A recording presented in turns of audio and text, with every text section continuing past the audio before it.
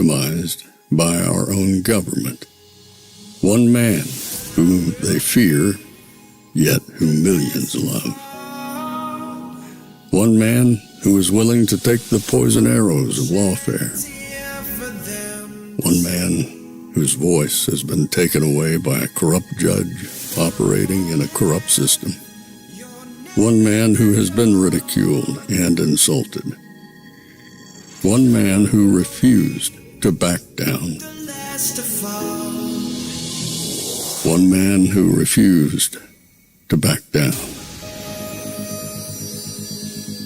One man who refused to back down. One man who stands between us and them. One man that wants to see America protected again. One man who wants to see America prosper again. One man who understands that a man is a man and a woman is a woman. One man who understands and protects the blessing of life. One man who wants to restore American exceptionalism. One man who once again wants to make America that shining city on a hill for all to see. A place where all the people of the world glowingly set their eyes upon. America. One man who unashamedly wants to make America great again. That one man is Donald Trump.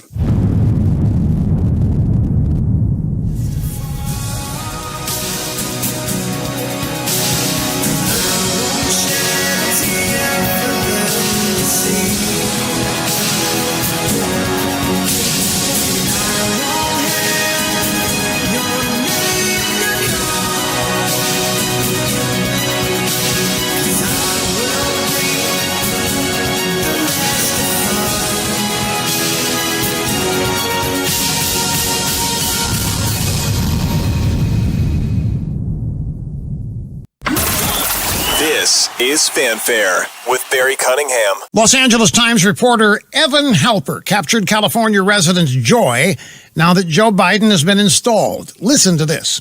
After 4 years of being relentlessly targeted by President Trump, who worked overtime to bait, punish, and marginalize California and everything it represents, California is suddenly center stage in the Washington policy arena. California is the new think tank for the Biden-Kamala Harris regime. Instead of Make America Great Again, the Biden-Harris plan is to make America California again.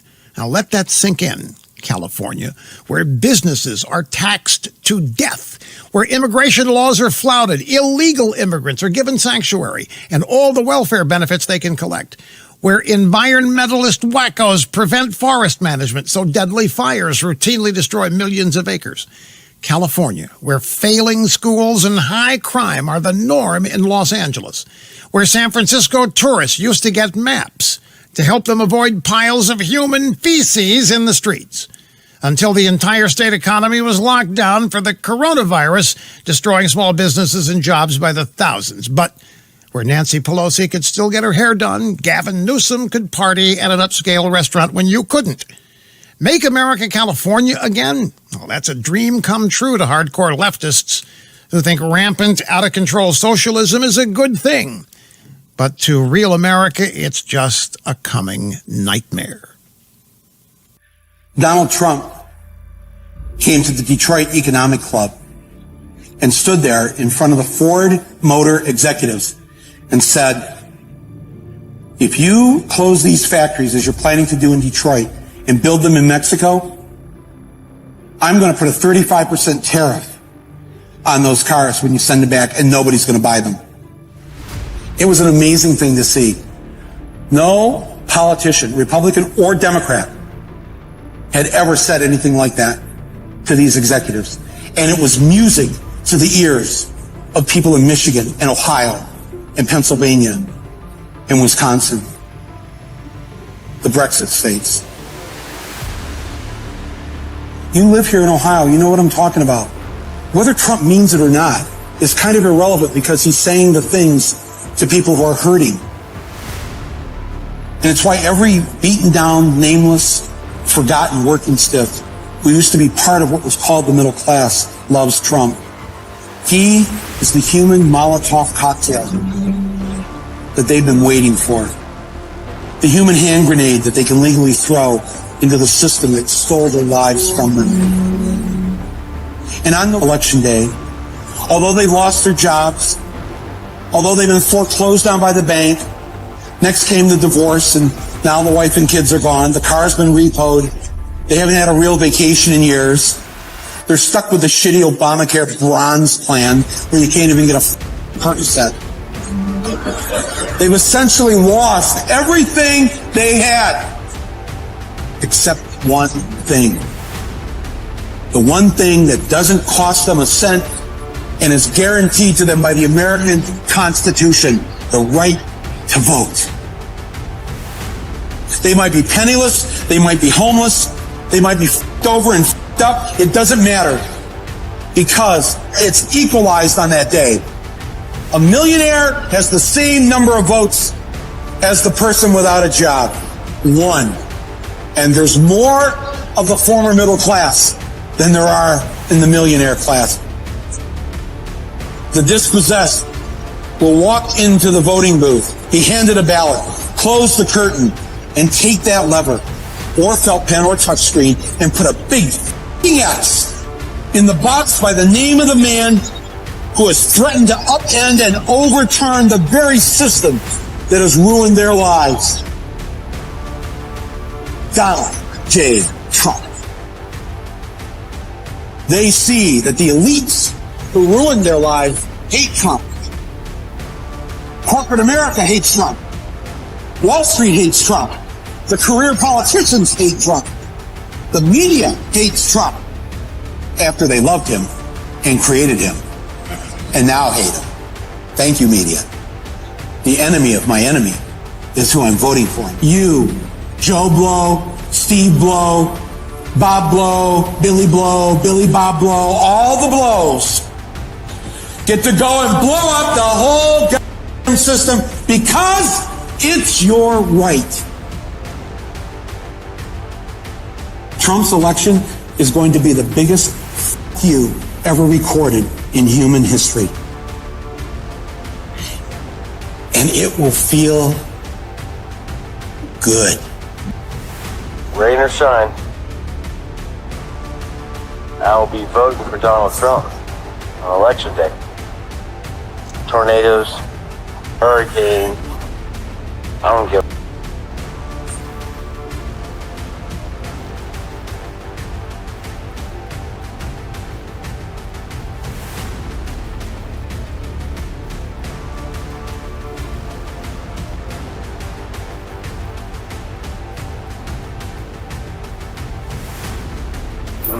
You ain't gonna stop.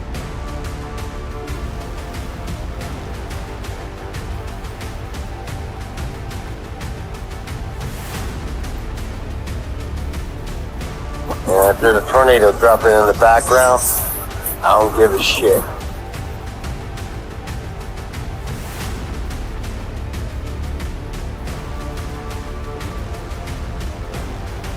Together we will rebuild, we will recover.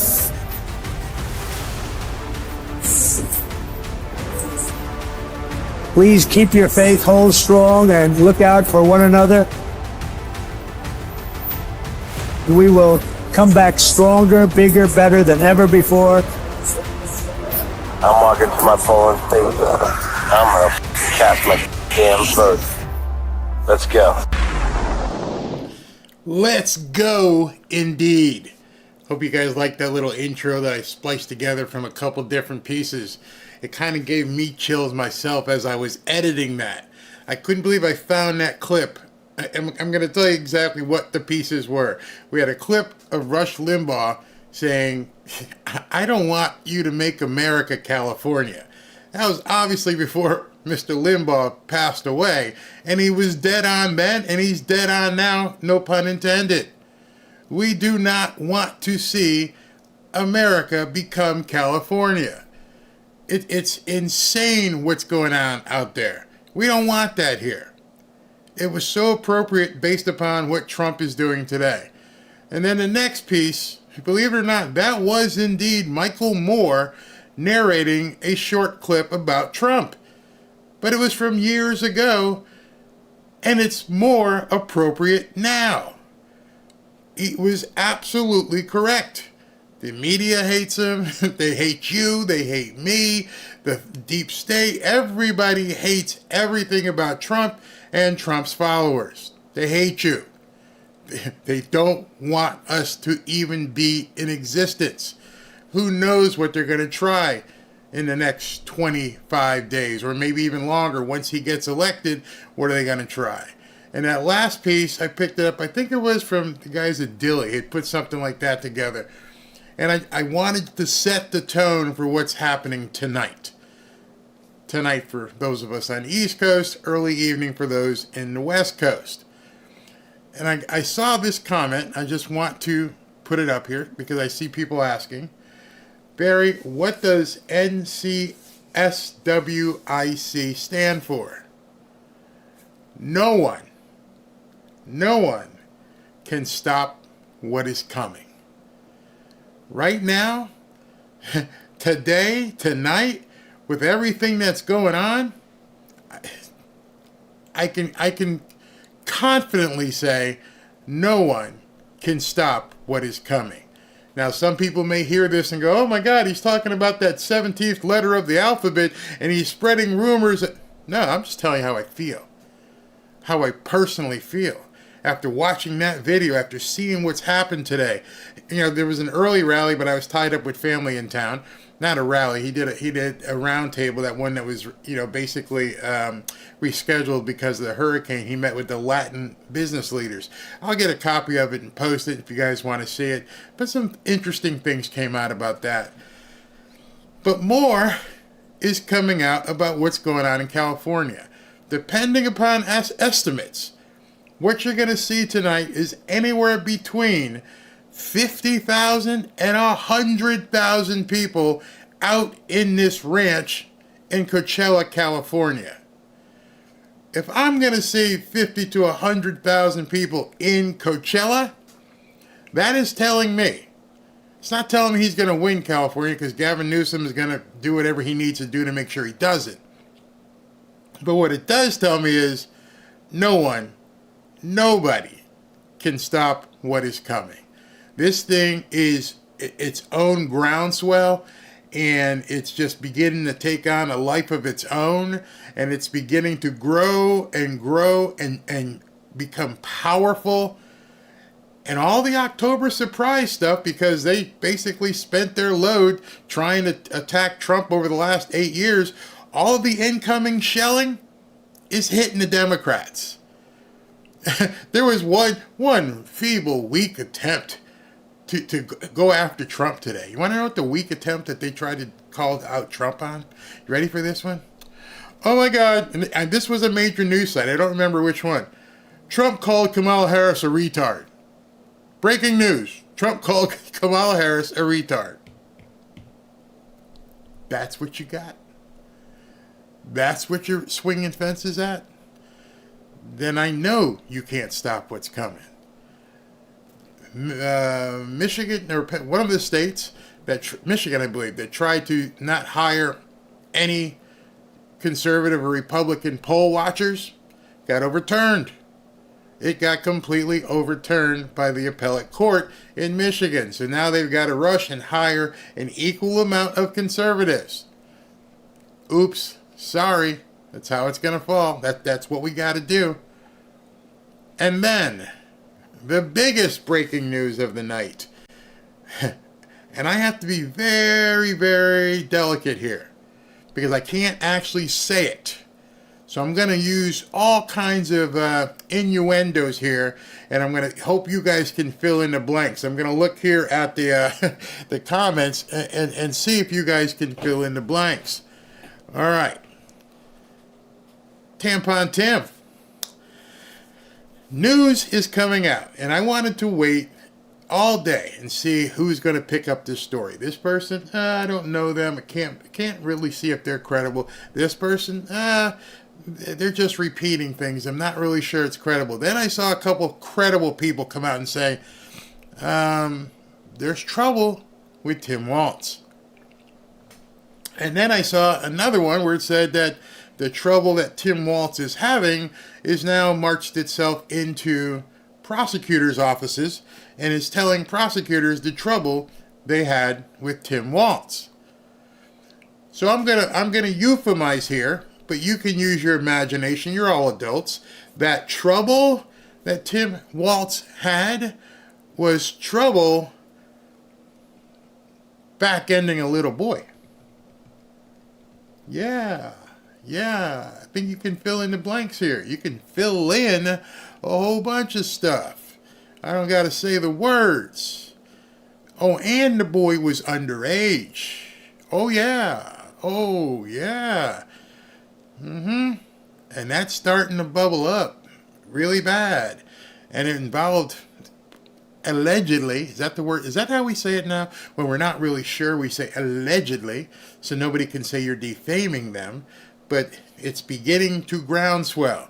Let me just show you something, and perhaps you can, infer or read yourself. And all I want you to do is go to Twitter when you get a chance, because that's the only place you can speak freely. And perhaps you can just take a gander at this story and the hundreds and hundreds and hundreds of other stories. The 1st of October surprise, CCP agent Tim Walz, also known as Touchdown Timmy, blankety blank blank blank. Read it. Tim Walz is accused of blankety blanking a high school kid during his time as a high school so-called football coach. The claim suggests that Tim Walz took the high school kid to one of those kind of establishments. Not there's anything wrong with that, and engaged in so-called inappropriate behavior while the kid spent the night at his house. So essentially had one of those Michael Jackson moments, with the Jesus juice and stuff. That's what we're being told. I think it's going to take a lot more than that, but they got pictures.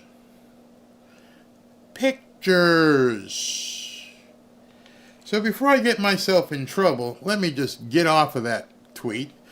But I encourage you, all of you fanfare, the fanfare army of real people, not orcs, to go looking and clicking and seeing what's going on, if you can take it.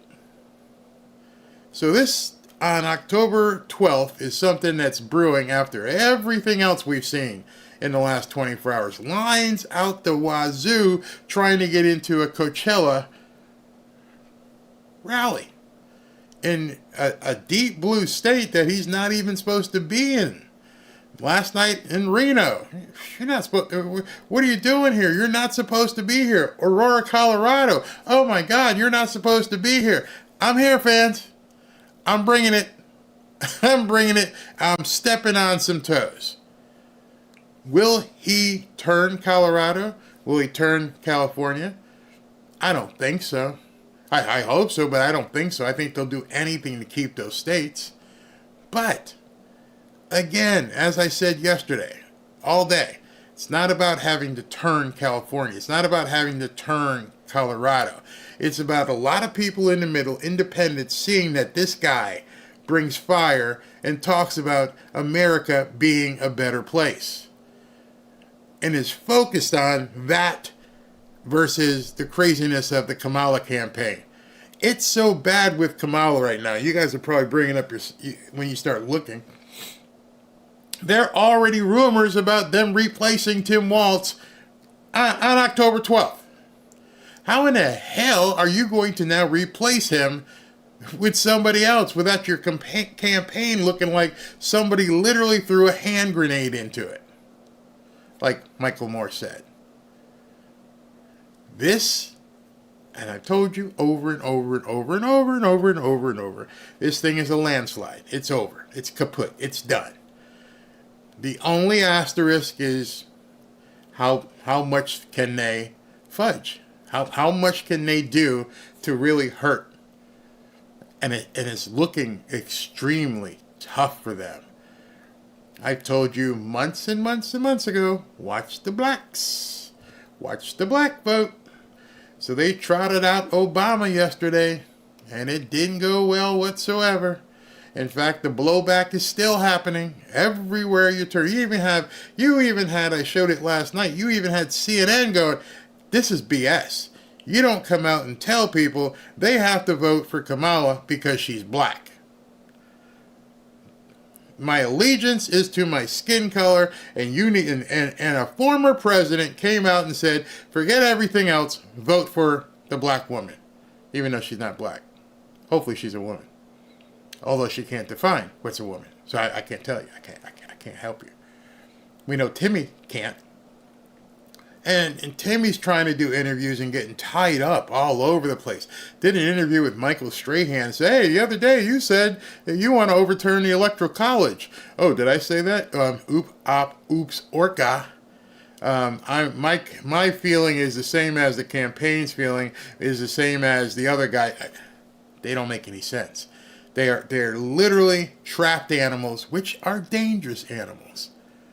She goes to the Univision thing, town hall, and more is coming out that the people, listen to this one, the people in the audience didn't just get the questions. The people in the audience were flown in to be a part of the audience so she wouldn't get any wild questions.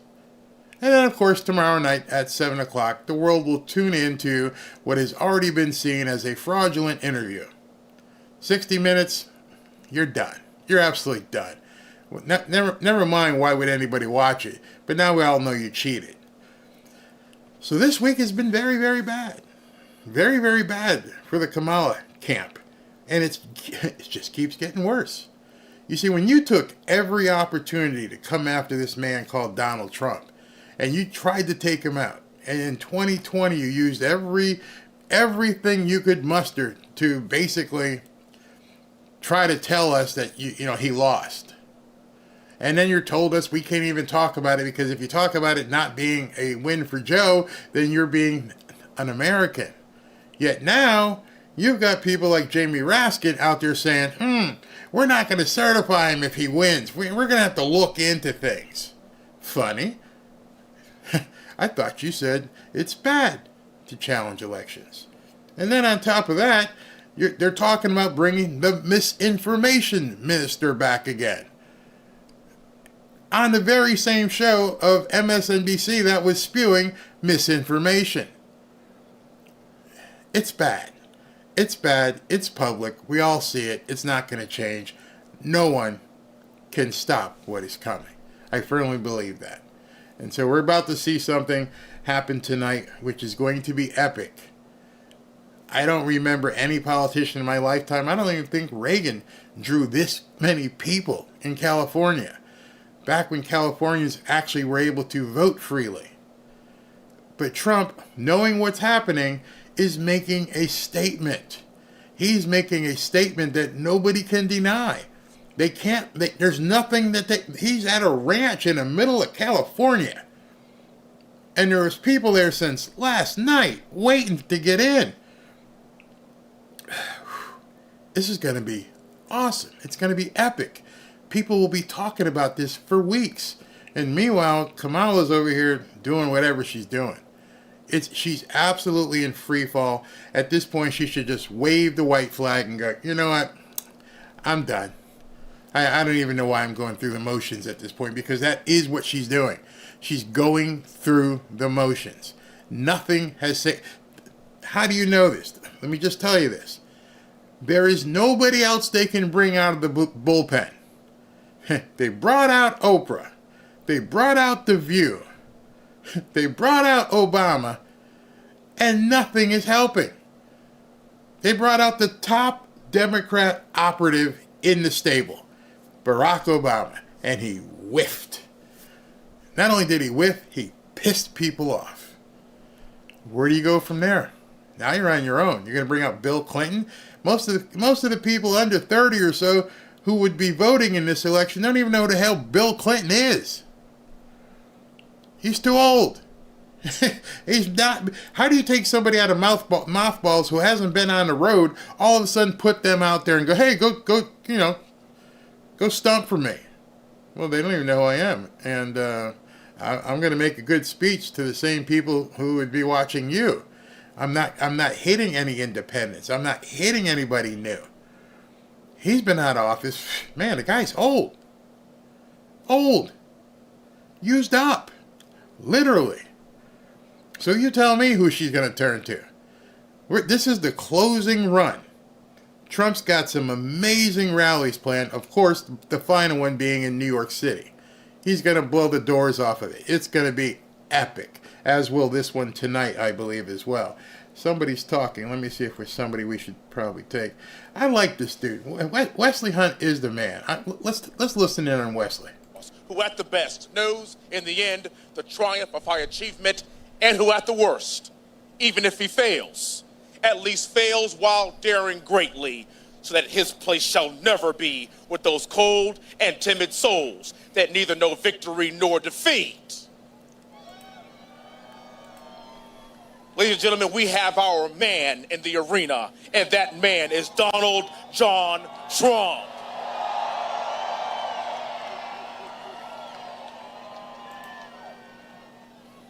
We live in the greatest country in the world because of brave patriots like you all across this country that just want what's best for this great nation.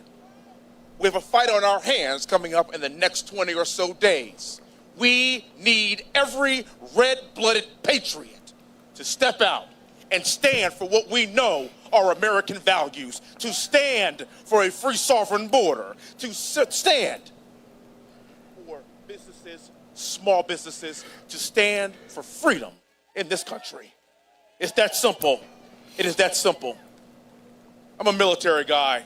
I went to West Point, flew Apaches in the military. I know a fighter when I see one. And this man literally took a bullet for this country. And the only thing he wanted to do was stand up, put his shoes back on, and tell us to do what? Fight, fight, fight. It's a beautiful thing to be an American. It's a beautiful thing to understand where we come from. My great-great-grandfather was born on a plantation. A few generations later, I stand before you as a black man, a congressman in a white majority district from Houston, Texas. A district that President Trump would have won by almost 25 points. I tell you that because I don't care about my skin color. I care about American values. We have the honor of calling each other our fellow Americans. And regardless of your race, religion, color, or creed, it's a blessing to be born in the USA.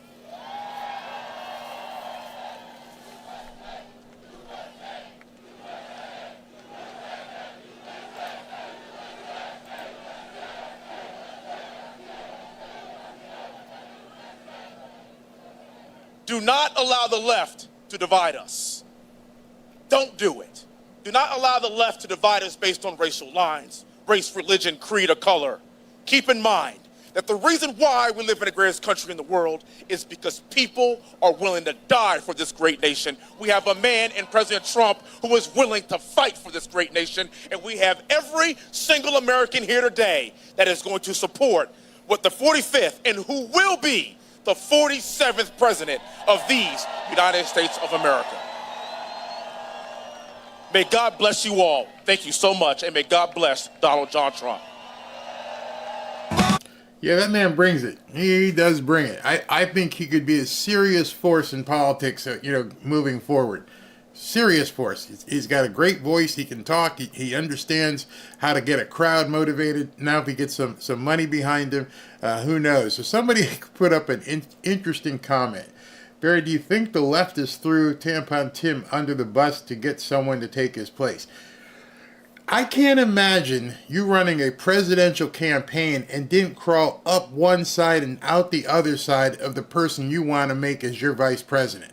I would almost think that you would have to do that. So they must have known what was in his background. How can they be surprised? I mean, the guy's with his 30 trips to China and everything that he's done, how could they have been surprised? So I don't know. I think some people dug and they found it, and when they found it, they decided to bring it up. Okay, here's that other firebrand from yesterday. He's been hit. Stephen Miller is taking the stage. I gotta listen to Stephen Miller. Stephen Miller is just fire, pure fire. Doesn't care. Here he goes. Playing the music. Get up there. Talk, brother. Let's hear it. All right.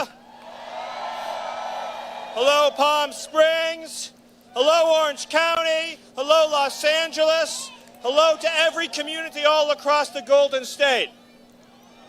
I'm a native son of California. I grew up in this state. I was raised in this state.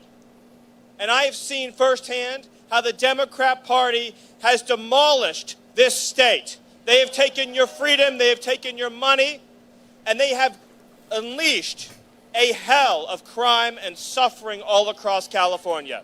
But I have good news for you. Help is on the way.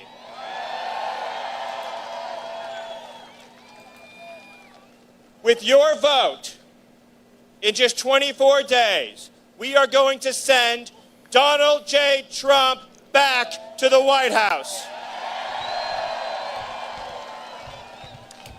And as soon as he takes that oath of office, he is going to end the inflation. He is going to end the theft of our jobs. He's going to end the outsourcing and the offshoring. He's going to end the crime wave, and he is going to end the migrant invasion of our country.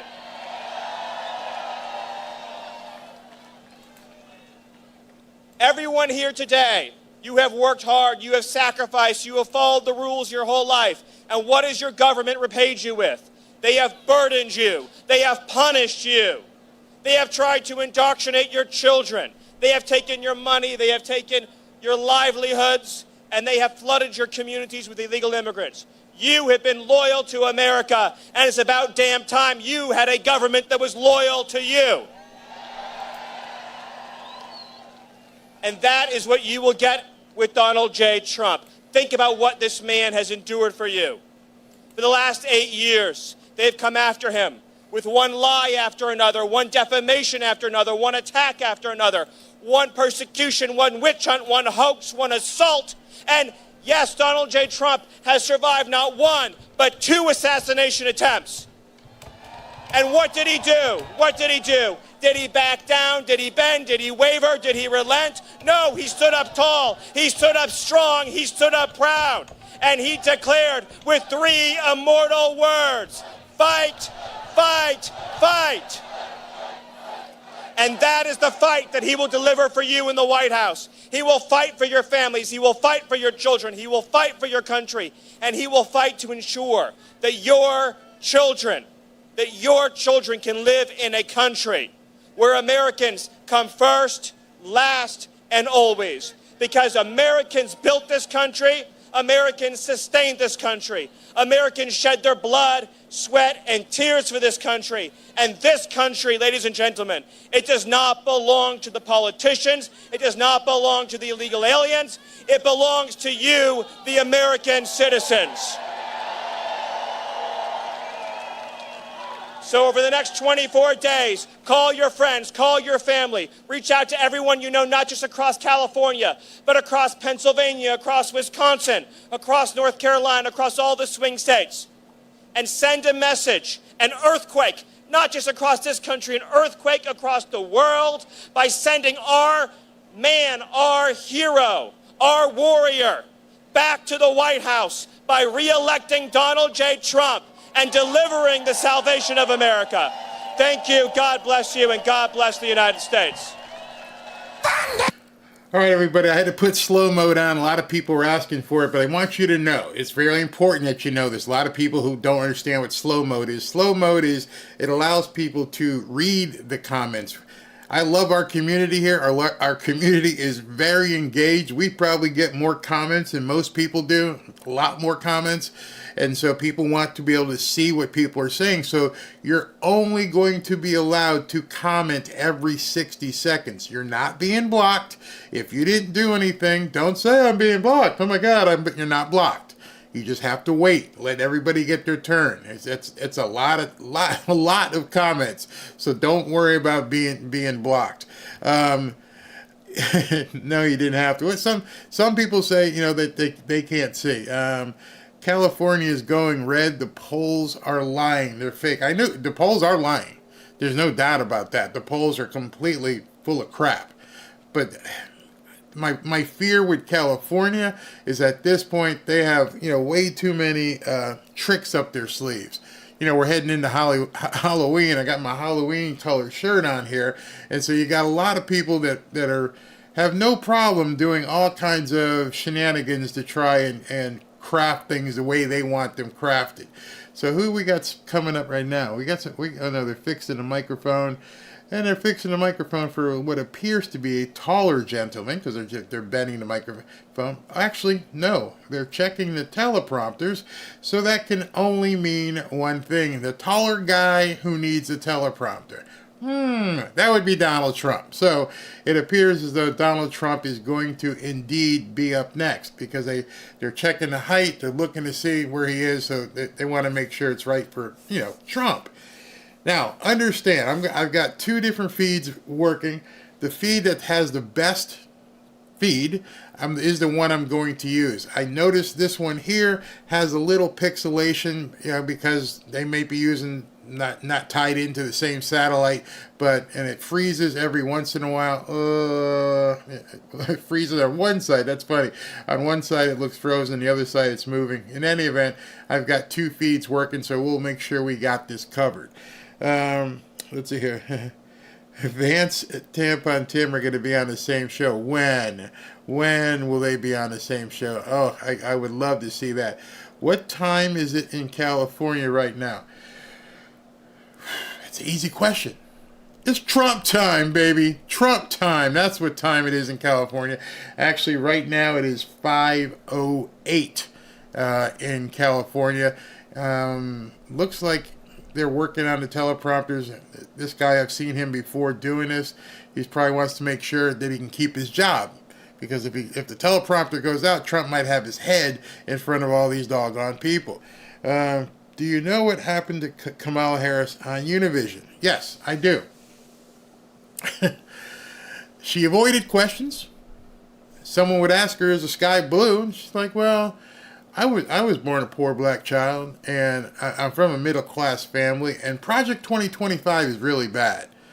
Now, that sounds like a euphemism, a little bit of satire, but it's not far off. It really wasn't that far off. She went in there with memorized answers, and she was going to give those answers. Didn't matter what question somebody asked. If they asked her seriously, hey, is the sky blue? She was going to say, I understand what you're saying, but I'm not really sure if you understand that you're up against someone who really wants to do Project 2025. And then she would just go on, and the moderators wouldn't say, excuse me, hey, crazy lady, do you remember what his question was? So when I do my video, I'm going to take all her answers, and I'm just going to leave the question on the screen. So you can just be reminded if she even answers the question. So the answer to your question, do you know what happened to Kamala Harris on Univision? Yeah, I'm sure I do. It was this. Big time. Big time. It was awful. It was absolutely awful. She's got nothing. There's nothing left. She's gonna wait till she does this town hall on CNN. Let's see if they give her a teleprompter. She actually used a teleprompter at a town hall meeting. Think about that. You're talking to potential constituents who are going to vote, and they're going to ask you a question, and you're going to answer from using a teleprompter. See, there's one problem with that. Come on, think about it. How could you have the answer to a question you don't know already written on a teleprompter? That can't happen. You would have to have known what the question was going to be to have the answer on a teleprompter. Of course, the media says nothing. The media has retracted like a turtle head at this point. They don't know what to do. They aren't even positively talking about her. It's like they don't understand what to say. They're still attacking Trump every chance they get. Of course, you got to do that. You got to go after the orange man with the most stupid headlines out there. And then they put out this absolutely cringe ad of what men are really supposed to be like. And any guy who basically stands to pee looked at that commercial and went, "You gotta be kidding me, right? You understand I have testosterone in my body and I stand up to pee, and this is the commercial that you just ran? Ooh, y'all got some serious problems. Maybe that's why you got Tampon Tim as your vice president." Oh my God, it was just completely cringe and awful. I should have pulled it down. It literally was guys like, I'm confident in my manhood and I vote for Kamala Harris. Feel my nipples? It was awful. Absolutely awful. If you haven't seen it, I'll bring it up tomorrow before the rally. Where's Trump tomorrow? I keep forgetting. This man don't give me no slack. I got family in town. He keeps running these rallies. Where is he? Go ahead and pull up Trump time. Trump tomorrow is in Prescott, Arizona. He has a rally tomorrow. So everyone is talking about is him. They are so desperate. Like I said, Obama didn't even work. It just didn't work at all. Win Pennsylvania and I can go to sleep early. Exactly. Talk about Walz. Man, it's too hard to talk about Tim Walz. The people that like to play whack-a-mole with channels don't like you talking about what Tim Walz did, which is kind of funny. Let's talk about that. Why would people have a problem exposing Tim Walz? Why can't I talk about what's going on with Tim Walz? You had no problem talking about Donald Trump in some hotel getting peed on, but you got a big problem if we talk about, Timmy Walz doing his thing. It's bad. It's like I said, if you're not on Twitter, X, get on there, follow me, and then you can see what's being said about Tim Walz. Just do a search. Not a Google search, do an X search. And find out, what exactly he says. So before Trump comes up, I also have to let you know. Lately he's been playing this this commercial that involves Full Metal Jacket, which is a movie, great movie. And it also kind of makes fun of the DEI transformers in the military. Before that comes up, understand I have to pause the sound and the visual because somebody else owns the rights to it. And of course, the people who basically run the place, the landlords here, don't like you talking about that.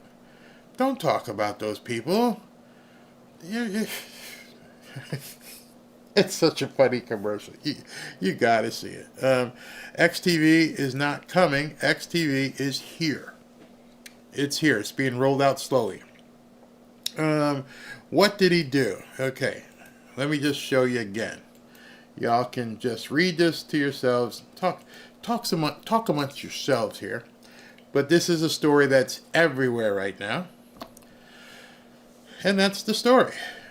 I'm not going to reread the entire thing and talk to you because it's disgusting and it could get me in trouble here. But literally, if you just went into X and began to, discuss this stuff and figure out what's going on, you're intelligent. You have a brain on you.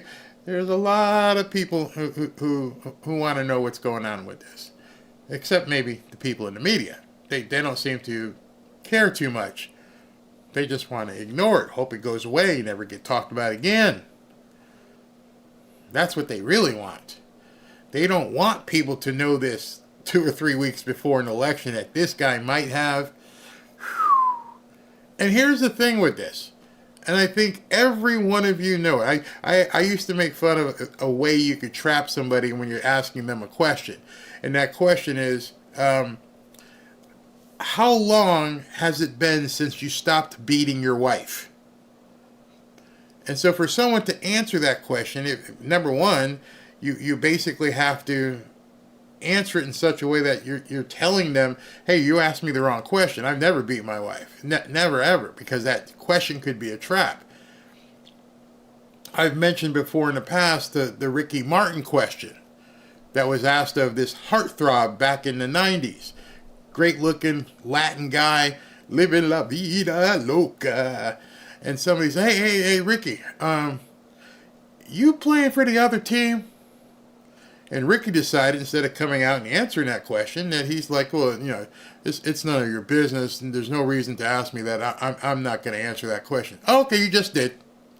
You just did. You guys have seen the movie, The Clear and Present Danger, or the one where, I think it was Clear and Present Danger, the one where Harrison Ford tells him, don't just disavow, say he was a good friend, give them no place to go.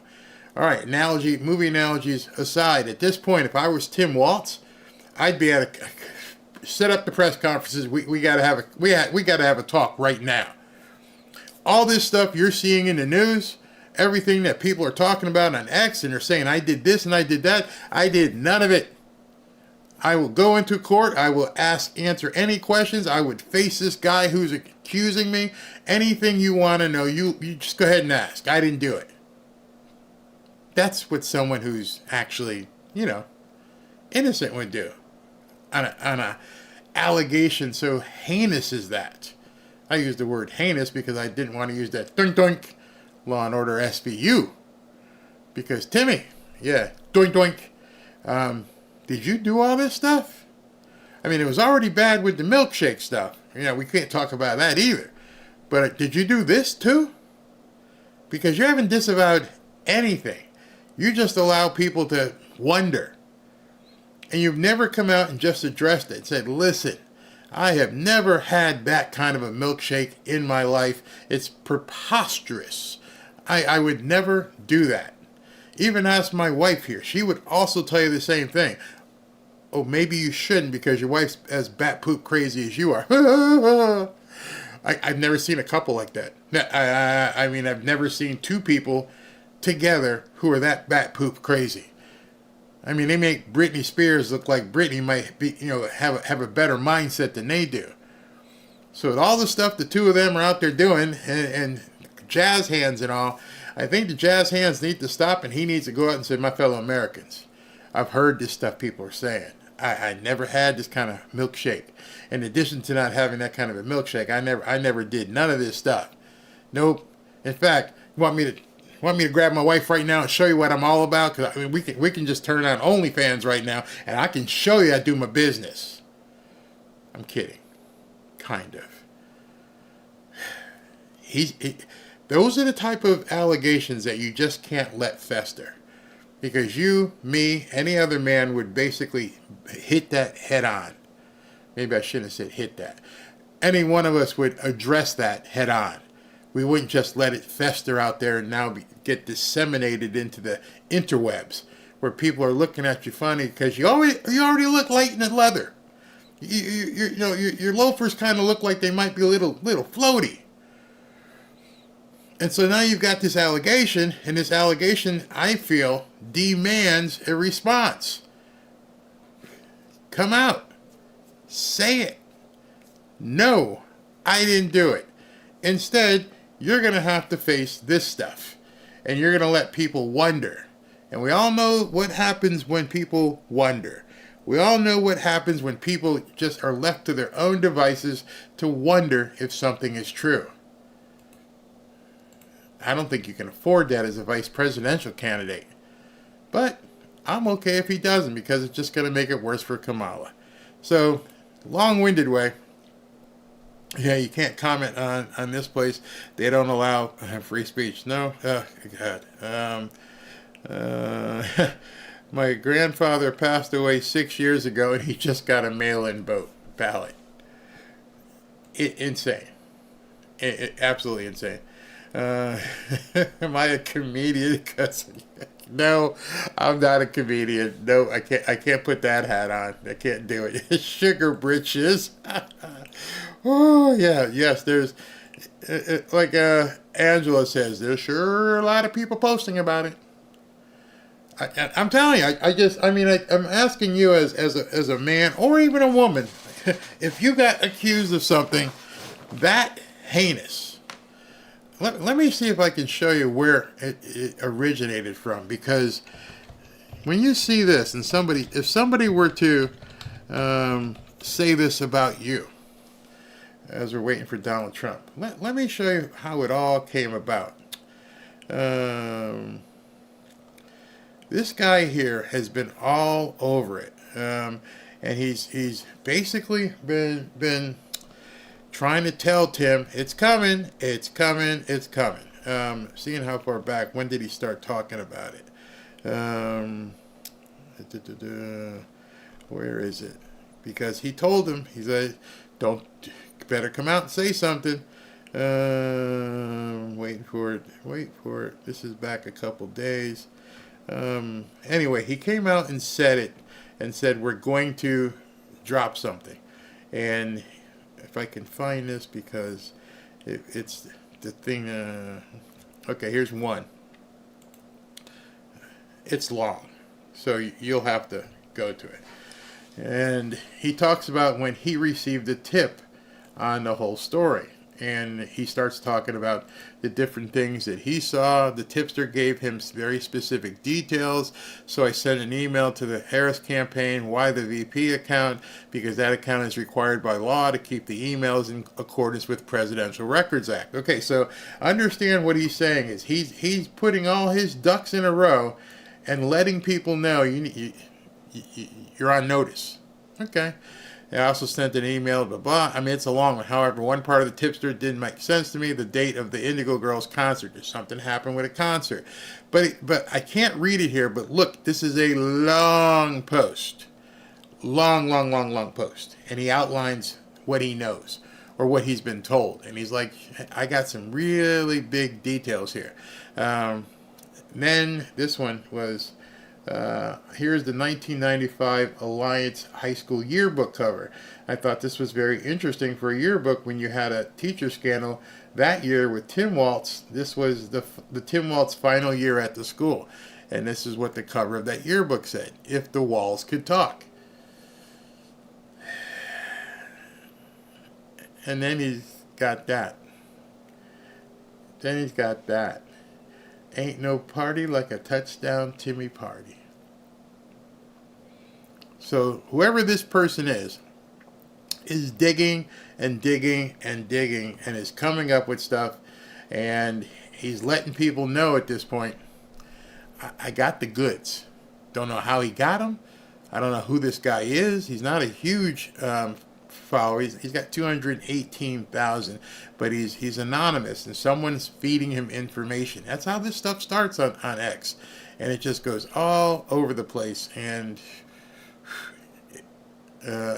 it just goes crazy. I mean, here's another one. There's just pictures. I don't know if you've ever seen these pictures. Let me put it up. But there's pictures of here.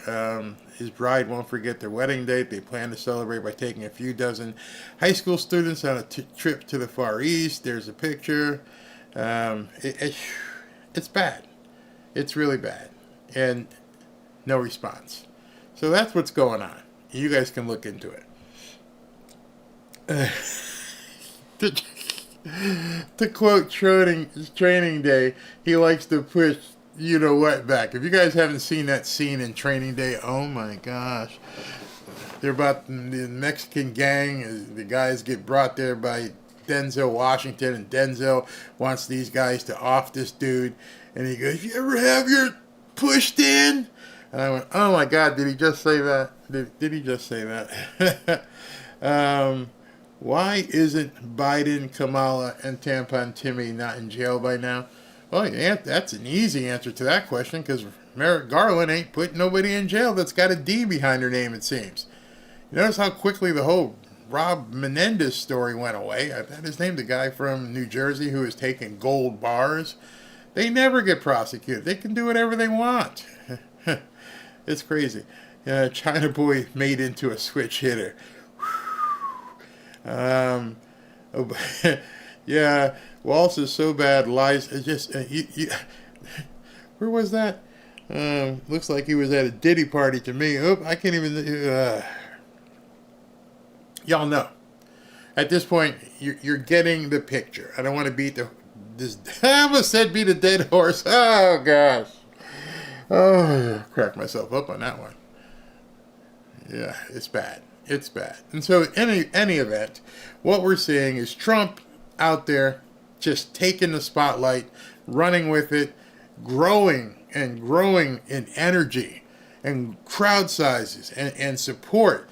And even on the poly market stuff, which, I don't put too much stock in, but even if you look at poly market, let's see if you guys can see this, he's up by 10 points, 54 to 44. So Polymarket, as you guys may know, is a site where you can basically, it's like a political casino. You can bet on who you think is going to win the election. So a lot of people think that's a little bit more accurate than most polls, but yeah, people do shenanigans there too. You get some dark money that puts down, because they're desperate, you get dark money that wants to put a whole lot of money on it to basically flip the numbers. But right now she's down by 10 in Polymarket. So it's not looking good at all right now. I mean, looking very, very bad. What happened to my, do I need to, okay, hold on. I just lost my, the comment stream. It just went away because I clicked on the wrong button. But anyway, yeah, so that's what's going on in Polymarket. Barry, leave the poor horses alone. Man, I ain't bothering the horses. I just happened to put it in a sentence, don't beat a dead horse, not realizing that was its own punchline. If you guys don't know what that's all about, talk amongst yourselves. I can't really talk about it here. You know what I'm saying? Yeah. Football has switch hitters. You guys are awful. Yes, we want to see California turn red because we can't afford to leave. That's another thing. Basically turning things into a communist country because so many people don't have any choices. Tax you out the wazoo, everything. Where's President Trump? Somebody said, we're just waiting for him to come out. Oh, so those of you who don't know, good question. Where's President Trump? One of the things that has been problematic with Trump is that he's still under massive threat of being taken out. So what's been happening lately is they're having to shuffle his times, keep people off balance, use decoy planes, use decoy motorcades, do everything they can to keep the bad guys from knowing where he's going to be. And I personally think a lot of that also is why some of his times getting on stage are different. Sometimes he's right on, sometimes he's 15 minutes behind. So we don't know exactly what's happening behind the scenes until somebody hits it and goes, all clear. Until somebody announces all clear on the radio, he just sits wherever they have him and, make sure he's safe. So you can't tell. At this point, they are getting extremely desperate. They're getting extremely desperate. They can't do anything. Yeah, he's faking out his trolls. Yeah, he's got to do a whole bunch. It's funny, I was on his feed today, and I think to myself, what do you people hope to accomplish by saying the most vile things on Trump's feed? You're not changing anybody's minds. It's futile. At this point, take your tampon guy and go do whatever you need to do because it's futile. Nothing but pain ahead for you people. Nothing. Which is also why Dan Bongino, I don't know if you guys have seen what Dan Bongino posted. But Dan Bongino had posted a video from his last show. It was a cut where he said you better have 3 to 6 months of supply ready. And I went, yeah, we're good for about 3. May have to get some more. We live in Florida, so we got, you hope for Ron DeSantis to make sure things happen. But are you ready? And I mean, let me see if I can pull up what Dan said, because it was pretty chilling. And Dan's got a lot of guys that he knows on the inside. Let me see. Okay, so here's what he said. You need to take a look at this. Okay. Dan says, and I quote, advise everyone to prepare and have enough resources to survive 3 to 6 months. Faraday bags to protect against an EMP. A Faraday bag is basically a bag that has screens in it so that if something happens with an EMP, it doesn't fry your devices. Get a generator. Extra supply of gasoline. Water filtration. Plenty of bottled water. Pew-pews and ammo. What else is he saying here? Potassium iodide, water disinfectant, alcohol, peroxide, antibiotics. It sounds crazy, but folks, I'm telling you, if they wipe out our grid, and that's just a scary, scary thought. Do whatever you need to do, but you got to get ready. You can't not be ready in case something happens. Speaking of something happening, the big man is walking out to the stage, so we are going to cut to him as soon as he gets to the mic so that we can hear what he's got to say. But yeah, if I were you, I'm telling you, don't take this stuff lightly. Make sure that you are protected, because things are going to get really squirrely when Donald Trump wins. All right, so I'm going to do the best with this feed. It's in California. I don't know if they're going to try and do whatever they can to hurt this man and make sure this message doesn't get out today. But he's back there. Let me turn the music down. All right, so you can see him. He's back there. That pixelation, that's what I was talking about. It comes and goes. There's nothing I can control. So like, see how it freezes like that? Every now and then it freezes. So that's not me. I ain't touching anything. That's the feed that is right now. And he's about to come up to the stage. Once he starts talking, I turn it on, and what you guys have to do is let me know if it sounds okay. But we're going to wait for a couple, 20, 30 seconds till he's done greeting everybody. And then we can go ahead and wait till the music goes off, and then we can put it on. But yeah, I hope he addresses the number. I know a bunch of you guys had questions already. How many people are out there? 50, 60? I don't know. Let's see if he begins talking. Wow. Thank you, everybody. Thank you very much. Let me know about the volume.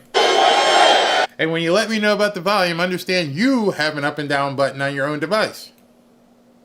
Thank you very much. This is a rather nice crowd. You can't see the end of it. Hello back there. Boy, you are so far. I don't know if they can see anything. I want to give a special hello to Coachella. We have had a great reception here. And look at this crowd. This is like record stuff. As far as the eye can see, that means we're going to do very well. This is like a poll. And a very also special hello to the state of California. We got to make it better. We got to make it better.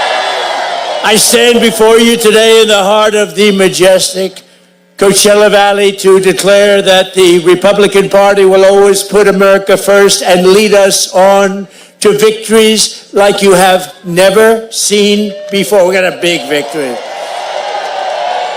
Because we become the party of common sense. We call it common sense. We're conservative. Who the hell knows? We might even be a little bit liberal, but you know what? We have common sense. We have common sense. That's what it's all about. No, we're nice and conservative, but we do it the proper way, and we're doing numbers that nobody's ever seen. Look at these rallies. Nobody's ever seen anything like that. Nobody's ever seen And we're fighting for hardworking citizens of every race, religion, color, and creed, right? And that sun is hot. I'll tell you. Should I or should I not put on the hat, the famous hat? Okay. Who wants me to put it on? Who loves my hair and said you shouldn't put it on? All right, I'm putting this sucker. That sun is hot. Right. Tell me if it's nice and even. Right? Yeah. Okay. Mr. Wall. I love Mr. Wall. Front row Joes over here. Here they come. And we have the great women from North Carolina over here. Look at them. That's number 219 or something for them. They're wealthy and beautiful, and they have wonderful husbands, I think. I don't know. What are they doing? What are the husbands doing? The radical left Democrats have destroyed this state, but we are going to save it, and we're going to make it better than ever before. Yet I've come here today not only to talk about California, where you have one of the worst governors in the country, Gavin Newsom. Gavin Newsom.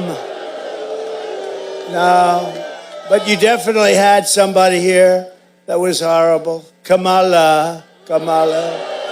And now she wants to destroy our country. We're not going to let her destroy our country like she did San Francisco, right? But how will we save America from suffering the same fate? Because if she's here, you know how we'll do it? By voting for Trump. It's very easy. Kamala Harris and the radical Democrats have destroyed this state. California's, really, it's a paradise lost, but we're going to bring it back. Don't worry about it. We're bringing it back. It'll happen fast. We'll stop the murderers from coming in, the drug dealers, everybody coming into California, coming into our country. Through generations of American history, California stood as the beacon of what our country aspired to become. It really did. It had everything. It had the weather, it had the water. The state had the best schools, the safest communities, and a booming middle class. But all that was eradicated by decades of the very policies that Kamala Harris wants to now force upon America. I don't think it's going to happen. And by the way, we're leading in all the polls, but we have to win. Too big to rig. We're leading in the polls, but we have to do it too big to rig. Because they are good at one thing. You know what that one thing is? Here goes cheating. That's true. They're professional thieves. Today, California has the highest inflation, the highest taxes, the highest gas prices, the highest cost of living, the most regulations, the most expensive utilities, the most homelessness, the most crime, the most decay, and the most illegal aliens. Other than that, I think you're doing quite well, actually. Turn it up. We're not going to let Kamala Harris do to America what she did to California. We're not going to let it happen. So whether you are Democrat, Republican, or Independent, this election is your chance to send a message.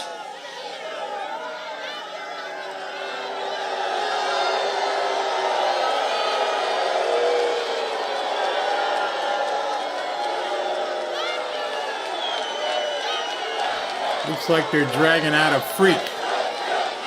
Somebody snuck in and they dragged him out.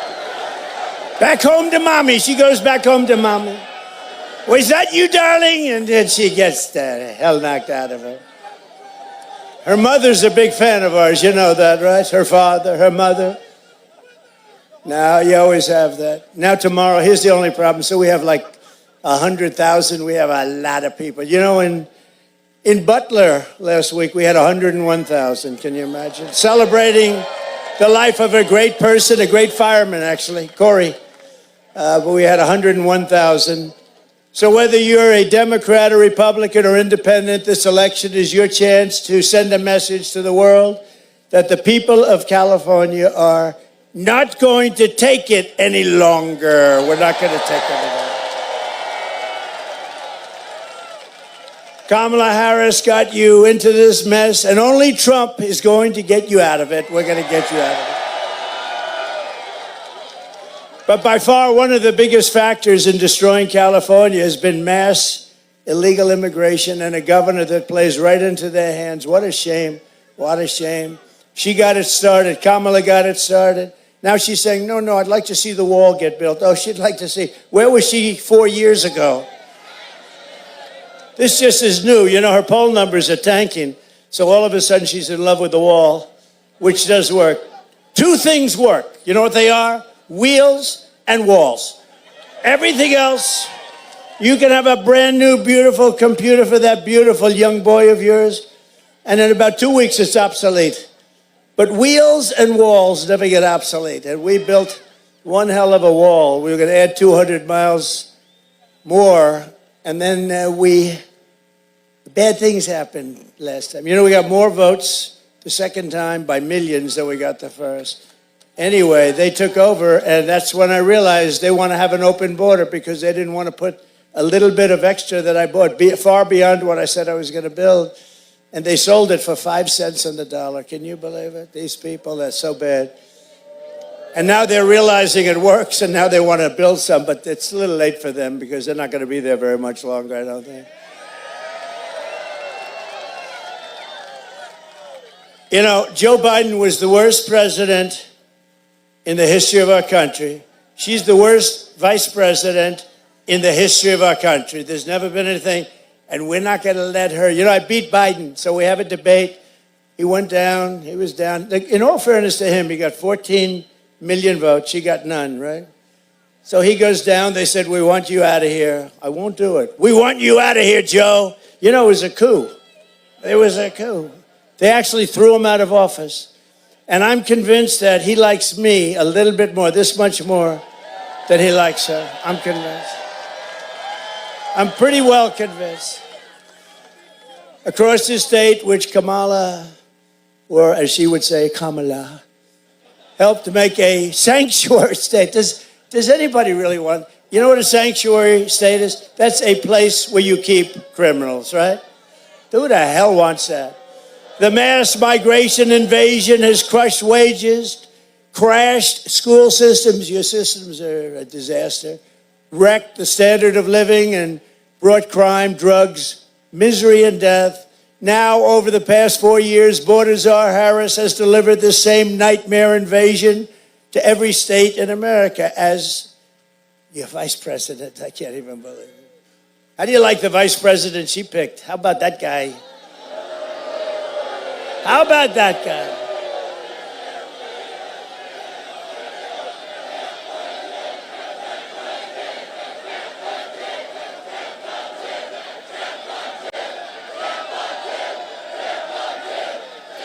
I don't know.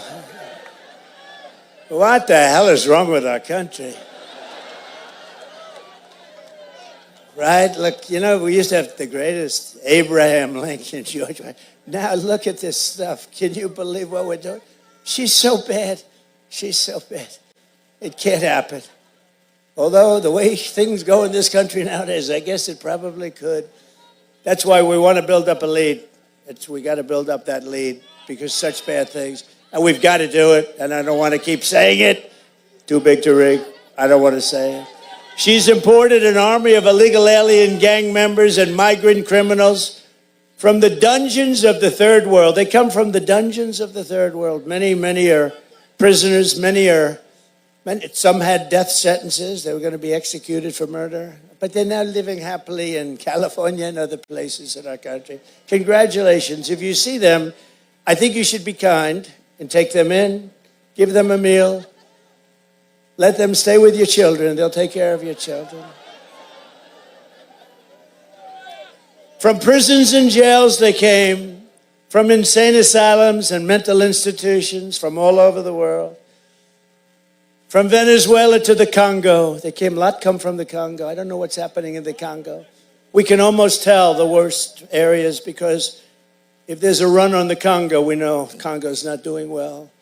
But they come from all over the world. She's resettled them into your communities. Congratulations. And they can now prey on innocent Americans for a while.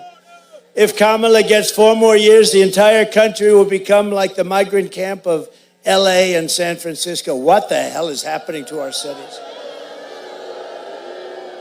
Look, it's Abraham Lincoln. Abraham Lincoln, stand up. Whoa. Honest Abe. Thank you, Honest Abe. We have them all. I have no idea who he is, but he looks pretty damn good, I'll tell you. When I win on November 5th, the migrant invasion ends and the restoration of our country begins. You know, I had a big debate with a lot of very smart people, political people, and they're all saying the economy is the most important thing. And when you add inflation, I don't know, maybe it is inflation, I put it as part of the economy, but they say the economy and then inflation. And they had the border down as the third. And I disagree. I think, frankly, I don't even want to speak against myself. I think the border is number one. Because, you know, we can fix things, we can do, but what they've done to our country at the border is unbelievable by allowing 21 million people into our country. It's not sustainable. 645,000 are criminals, and some are 214,000 are what they call high grade A criminals. We have them. Think of that. One of the deadliest and most vicious migrant gangs that Kamala has imported into our country is the savage Venezuelan prison gang. Isn't it nice? They formed a little friendship in prison, one of the meanest prisons you've ever seen. The Tren de Aragua. Have you heard of it? This is Tren de Aragua gang. Nice individuals, very nice. They're in Aurora, Colorado, where you have a very weak and pathetic governor who's petrified of them. He's afraid of the criminals. He's the governor. You can't be afraid. But they're in Colorado and communities all over nationwide. This gang is terrorizing law-abiding citizens, including taking over the multiple apartment complexes. But in Aurora, they're like me. They're in the real estate business. They want to go in. The only difference, I use financing, they use guns. Take a look. Open borders, deadly consequences. Border crisis. Record high crossings are putting a strain on cities across America. It is a full-blown invasion. Armed Venezuelan gang members storming an apartment complex in Aurora, Colorado. When people talk about migrant crime, this is what they're talking about. Biden and Harris had created a program to bring them in under humanitarian parole. I am in favor of saying that we're not going to treat people who are undocumented across the border as criminals. More than 13,000 illegal immigrants convicted of murder have been released into the United States. My 20-year-old daughter, Kayla Hamilton, was murdered in her own room. Kayla's murderer was apprehended by Border Patrol crossing illegally into the U.S. Kayla's murderer had been improperly released into the United States. Abolish ICE. Yeah, we need to probably think about starting from scratch. An Afghan national is in custody today after being accused of plotting an election day terrorist attack. The suspect entered the U.S. on a special immigrant visa. More than a dozen people suspected of being Tren de Aragua gang members right here in San Antonio. The gang members had been terrorizing the apartment complex. New details in the murder of Laken Riley. The illegal immigrant suspect, who cops say committed the heinous murder, is a Venezuelan national. And was paroled and released into the country by the Biden administration. 2 men investigators say are in the country illegally from Venezuela are charged with capital murder in the death of Jocelyn Nungaray. Court documents suggest a group of men arrested for beating and robbing a Dallas woman last month are members of a Venezuelan street gang. Manuel Hernandez was booked by Colleyville police just 2 days earlier and released the day before the robbery.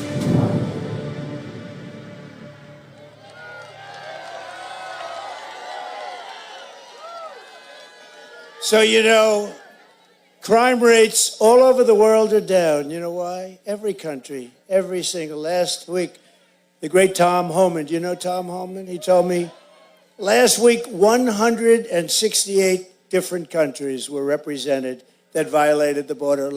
Countries that you never even heard of. Some countries, you've never even heard of them.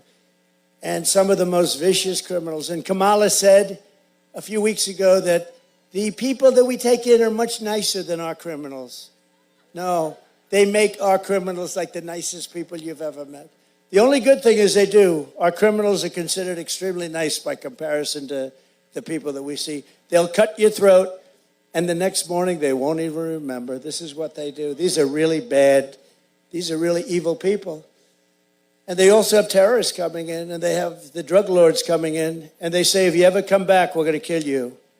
So we're stuck with them, but we're not stuck with them. They're going back. They're going back very soon, very quick. They're going back, and they're going back fast.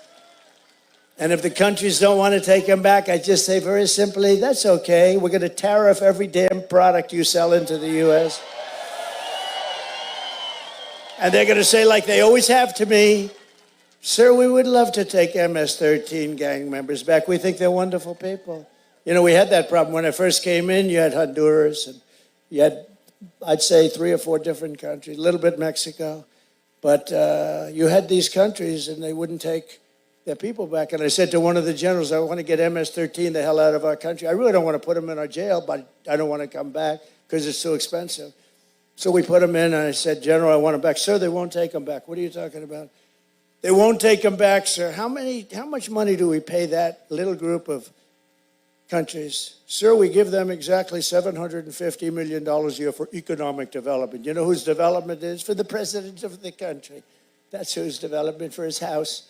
So let me ask you, so we give them that? Tell them they're in violation of our agreement. Tell them we are sending them back, and if you don't take them, in fact, don't even say that. Just say we're not sending them any more money. They called up. Following morning, all 3, there was 3 countries in this case, all 3 separate. They called up, said the same thing. Sir, there seems to be a misunderstanding. He said, no, Obama couldn't get them back. Nobody could get him back. Bush couldn't get him back. Nobody could get him back. I got him back. It took me about 1 phone call. So we said, no, there's no misunderstanding. You send them over in caravans and you don't take them back. You're going to take them back. And we're not giving you any more money. It's over. Your $750 million a year, it's over. Sir, we would be honored to take them back. This was a misunderstanding. It would be our great honor to take MS-13 vicious gang members back. We love them very much. And they took them back. It was like, no problem. You know, they used to put airplanes on the runway, so we'd have an airplane go up and it couldn't land. It'd come back. That was with Barack Hussein Obama. Have you heard of him? And we got them all back. We took them out. You know who took them out? ICE. And you know what she wants to do with ICE? She wants to get rid of ICE. I know some guys in the front couple of rows, and they're very tough, but they don't want to be in ICE. They don't want to be. They're not that tough. But we are known all throughout the world now as an occupied country. We're like an occupied country. We got people taking over parts of Colorado. We have people taking over other states. A lot of states don't want to talk about it because they're embarrassed. The governor's embarrassed. The mayors are embarrassed. But it's no different, really, than if we lost a war. But to everyone here in California and all across our nation, I make this pledge to you. November 5th, 2024 will be Liberation Day in America. Liberation Day.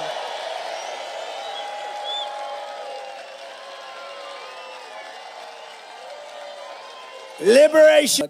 ICE got them out, largely got them out.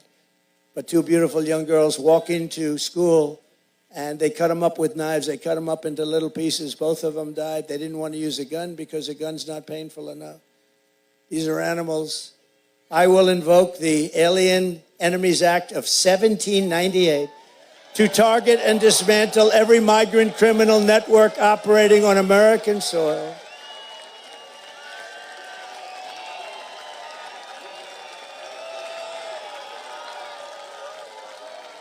And we will call it Operation Aurora. That's what we're going to, in honor of the people that have suffered in Aurora at the hands of this horrible gang, Operation Aurora. And if they come back into our country after we're going to throw them out so far, you wouldn't believe it. But if they come back into our country, it's an automatic 10 years in jail with no possibility of parole. 10 years. And if that doesn't work, it'll be 20 years. And if that doesn't work, I guess it's going to be the death penalty, right? The death penalty. And I'm hereby calling for the death penalty for any migrant that kills an American citizen or law enforcement officer. Death penalty. It's time.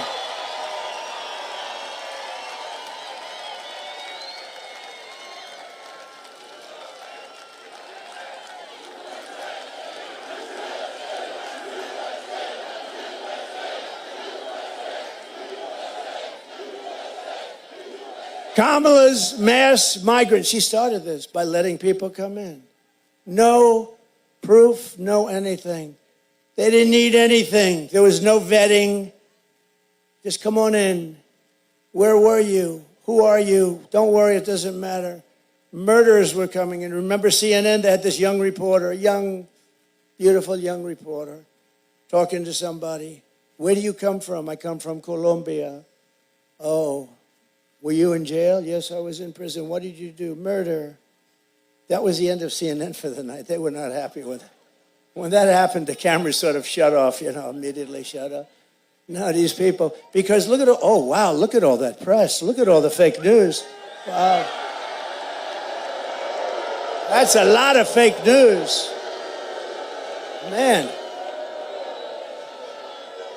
That is a lot of fake news.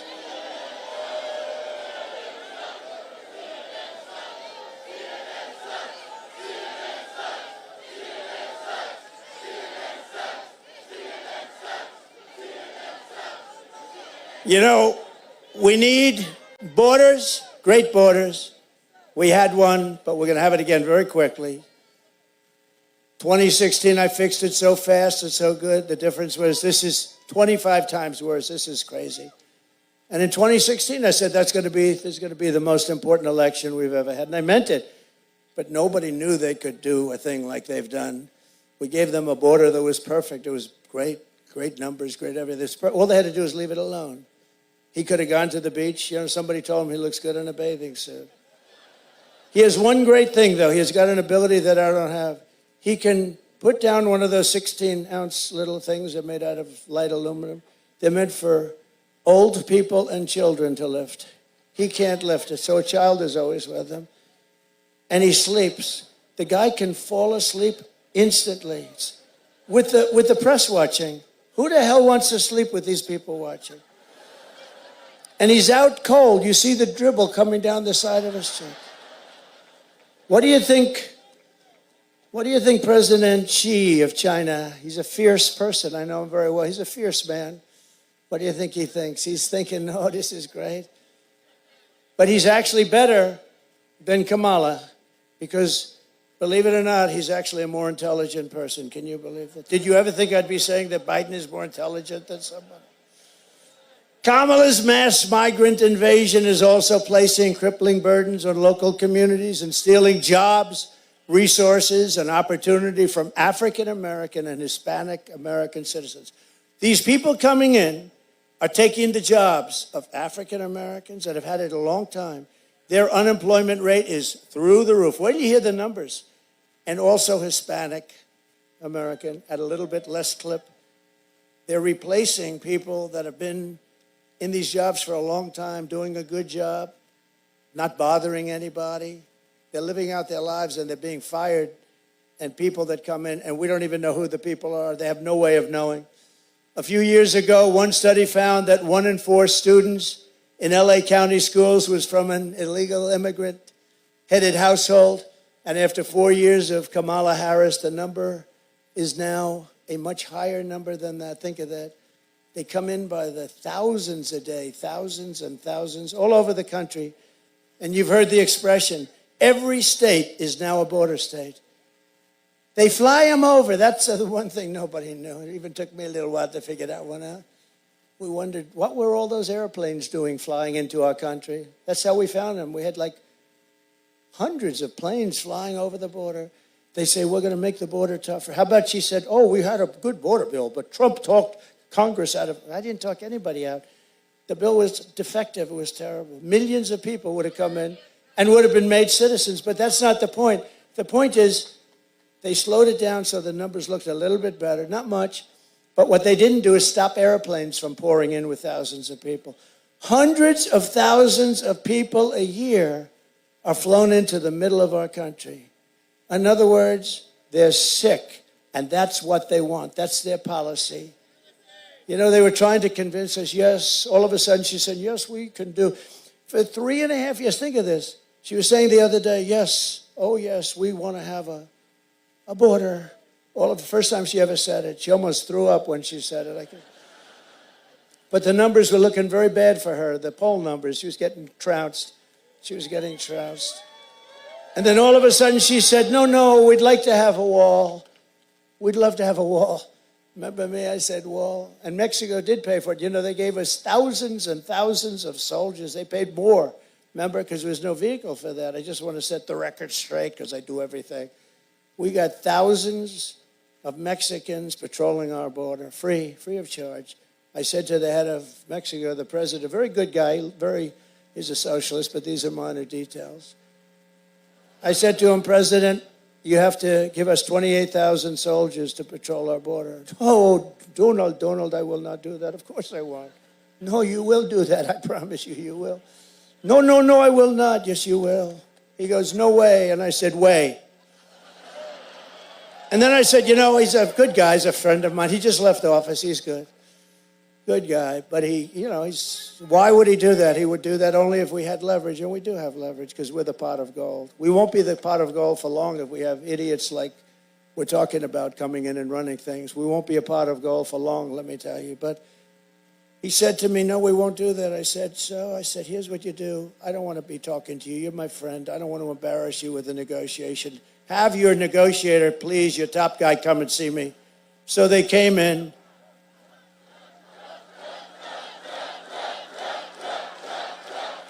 What is...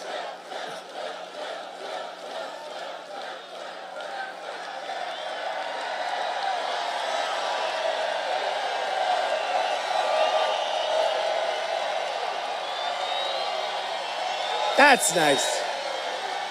That's nice. Thank you. Thank you. What a friendly group this is. I thought there was a little riot over there. Thank you. That's very nice. Thank you. Thank you, everybody. Thank you very much, everybody. That's very nice. Thank you over there. I can't even see him. It's so far away. Thank you very much. They probably can't hear us, so they might as well get into the act because it is far away. This is crowded. But just to finish the story, so I said, the guy comes in wearing the most beautiful suit I've ever seen. In fact, I wanted to say, who's your tailor, but it wouldn't be a good negotiation. Guy walks in to talk about soldiers on the border. I say, who's your tailor? This didn't work. So he walks in, handsome guy, beautifully tailored. And I said, no, we want you to give us 28,000 soldiers for our border free of charge. And he laughs at me. He sort of laughs. The State Department woman, very good, 25 years she's worked on Mexico. She said, sir, they'll never do that. I said, yes, they will, 100%. He said, no. I said, yes. He said, no. I said, yes. Then I said, here's what I'm doing. I'm signing an order.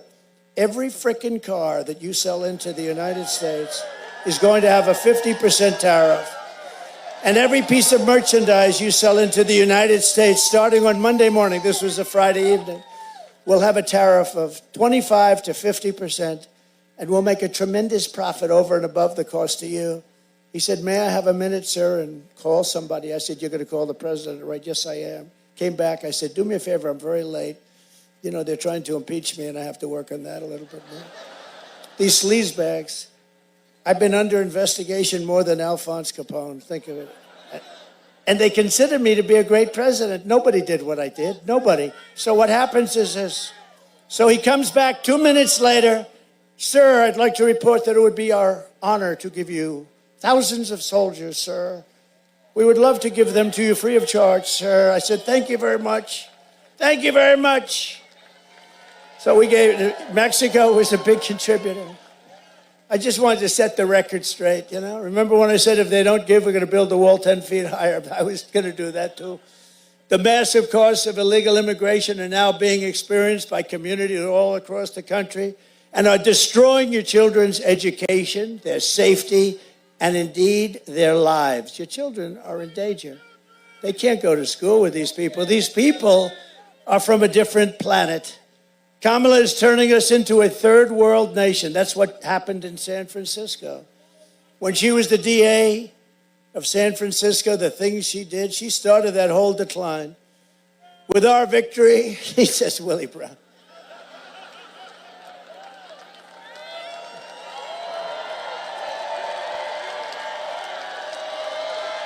Come on, show some love and click that like button.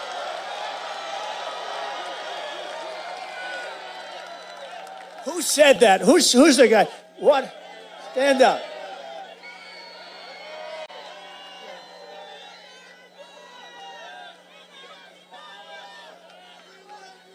This can only happen in California. Yes. Yeah. I didn't say it. Remember that. He said it. He said it. He said it. Do you remember when a man, we're talking about this guy, Chris Christie, he went off the reservation, right? We have some people, and some guy shouts out to me, "He's a fat pig, sir." Nobody heard it but me, but it was still, he said it. Sir, you should not call Chris Christie a fat pig, please. He is not a fat pig. You shouldn't. You're very rude, sir. We're going to have to throw you out if you do it again. He is not a fat pig. And you know what? The press is saying, that son of a gun. They couldn't even report this, sir, because I was defending, because you're not allowed to use the word fat. You can use any word you can use. You cannot call somebody fat. That's not allowed anymore. You lose your job, you lose your life. With our victory, we are going to become, and quickly, the greatest, strongest, freest, safest, and most powerful nation the world has ever seen. And on day one, I will close the border and I will stop the invasion of illegal criminals coming into our country. And despite all of the damage that she has done to this state and to our nation in the past 4 years, she's the worst. She's terrible. She's terrible. Thank goodness she doesn't have much energy, because if she had real energy, she'd really be bad. Kamala Harris said this week, she can't think of one thing, not one thing, that she would do differently. Take a look. I'll show you a few. Would you have done something differently than President Biden during the past 4 years?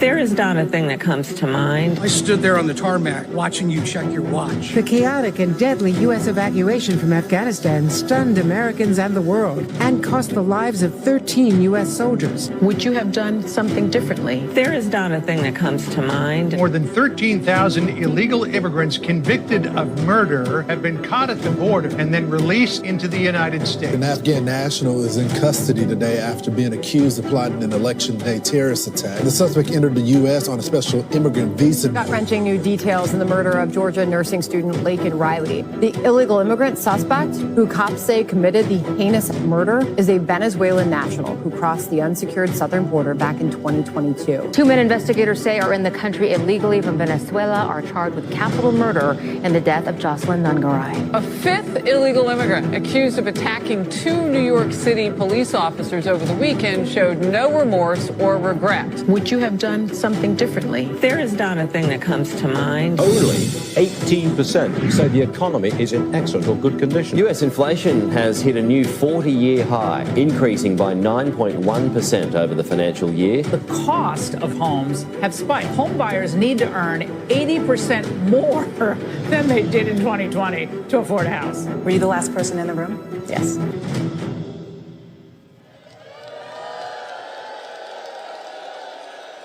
How dumb an answer. Their whole campaign is based around the fact that she's not going to do what Biden did. And then I was watching that one live. I got to watch my things. It's part of my business, right? It's like a little different. But I had to watch it, and I said, this is going to be a killer answer. I assumed she was going to go through a whole list of things that she'd do differently. She said she wouldn't. The worst president in history, and she said she'd do it the same. That answer, that she would do nothing differently, is a totally disqualifying answer. It disqualifies her from running. Think of this, 86% of the country feels that we're on the wrong track, and she's given, can you imagine? 86% record of the country feels that we're on the wrong track. Doesn't that tell you something? It tells you we got a problem. I actually worry about the next 3 months. I really do. I worry about the next 3.5, 4 months. We'll end up in a world war because of the people that we have. And if you're on the wrong track by that amount, how can you keep someone who has stated plainly and clearly that she would do nothing? She'd do nothing from Biden. With your vote, I will act with urgency and speed to save America and to rescue the people of California from Kamala Harris's atrocious failures. I will very quickly deflate. We are going to take inflation and we are going to deflate it. We are going to deflate inflation. We are going to defeat inflation. We're going to knock the hell out of inflation. We're going to use a thing that we have more of than anybody else. It's called liquid gold, oil and gas. And we're going to make America affordable again. For all of the working people struggling under the highest tax state in the nation, we will have large tax cuts. We're going to give large tax cuts for workers, and we will, ready? No tax on tips. No tax on overtime. And no tax on Social Security benefits for our seniors. None. By contrast, Kamala is known as the taxing queen. It's the only election I've ever seen where they say, we're going to raise your taxes. Vote for me, I'm going to raise your taxes, like by 72% or something. And they're going to end the Trump tax cuts. I gave you the largest tax cuts in the history of our country, larger than the Reagan tax cuts. They're going to end them. Add that to it. Her plan will raise taxes for the typical American family by more than $3,000 a year. In Detroit 2 days ago, I also announced that we will make interest on car loans fully deductible. Because affording a car is essential to restoring the American dream. You know, we've lost the American dream in this country. We have lost it for our young people. They want the American dream. They want to have a great life, like Elon Musk. They like his life. How good was he the other night? Did you see him? He was so happy. He was so happy. You know, he lives a reclusive life, the life of a super genius. But he's rather dark MAGA. That's right, dark MAGA. He's a different kind of a guy. He's great. He's great. He sees a hat. I didn't even know we made him. It's all black with black letters. That's called very subtle, right? You hardly even see Make America Great Again. He fell in love with it, and he wore it.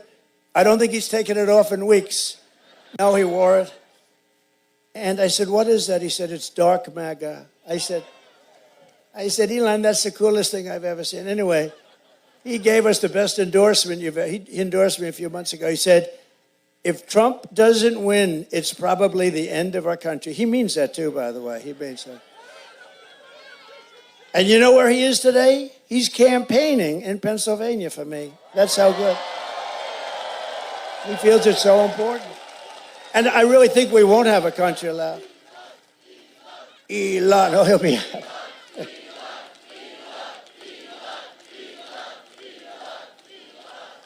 He's a great guy.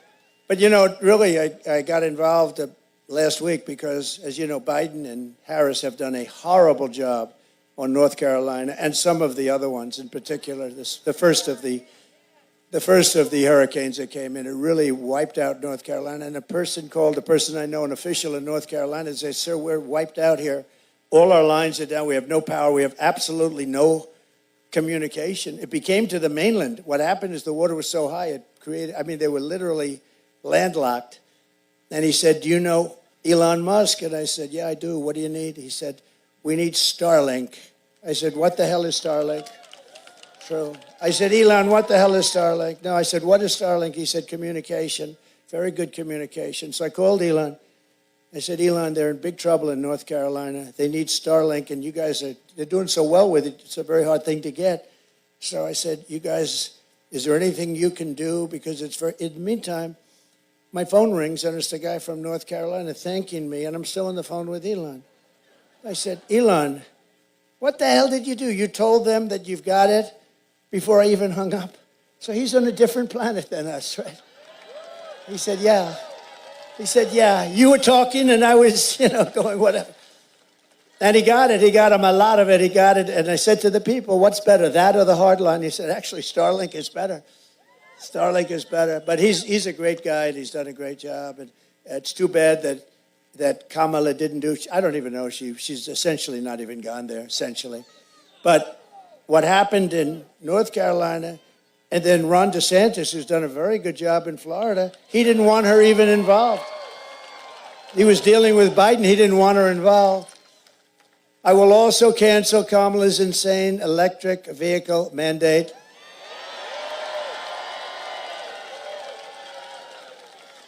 Isn't it crazy? You guys, you have brownouts, blackouts.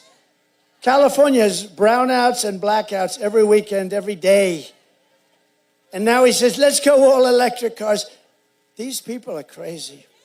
And you know, the thing is that, and they're great, I like electric, but you know, they're for a certain market. You know the amazing thing with Elon? He makes the Tesla.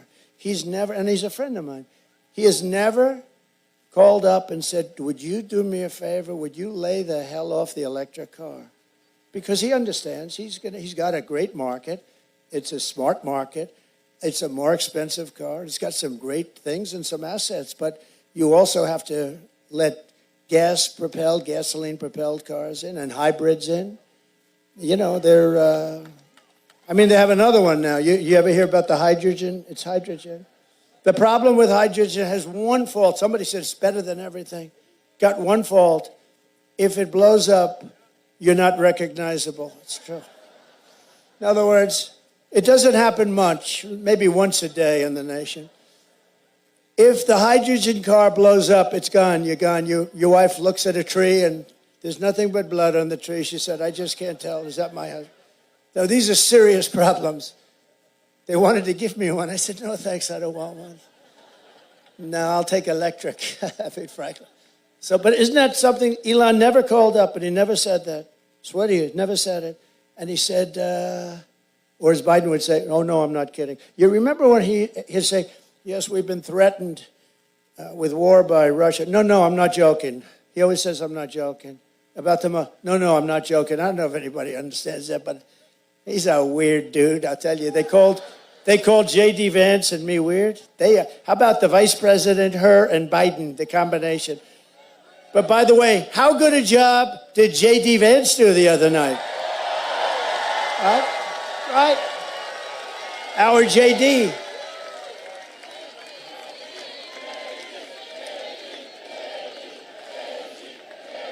I shouldn't say it, but I took him in because he has a very good brain. You know, we like smart people. He's very smart.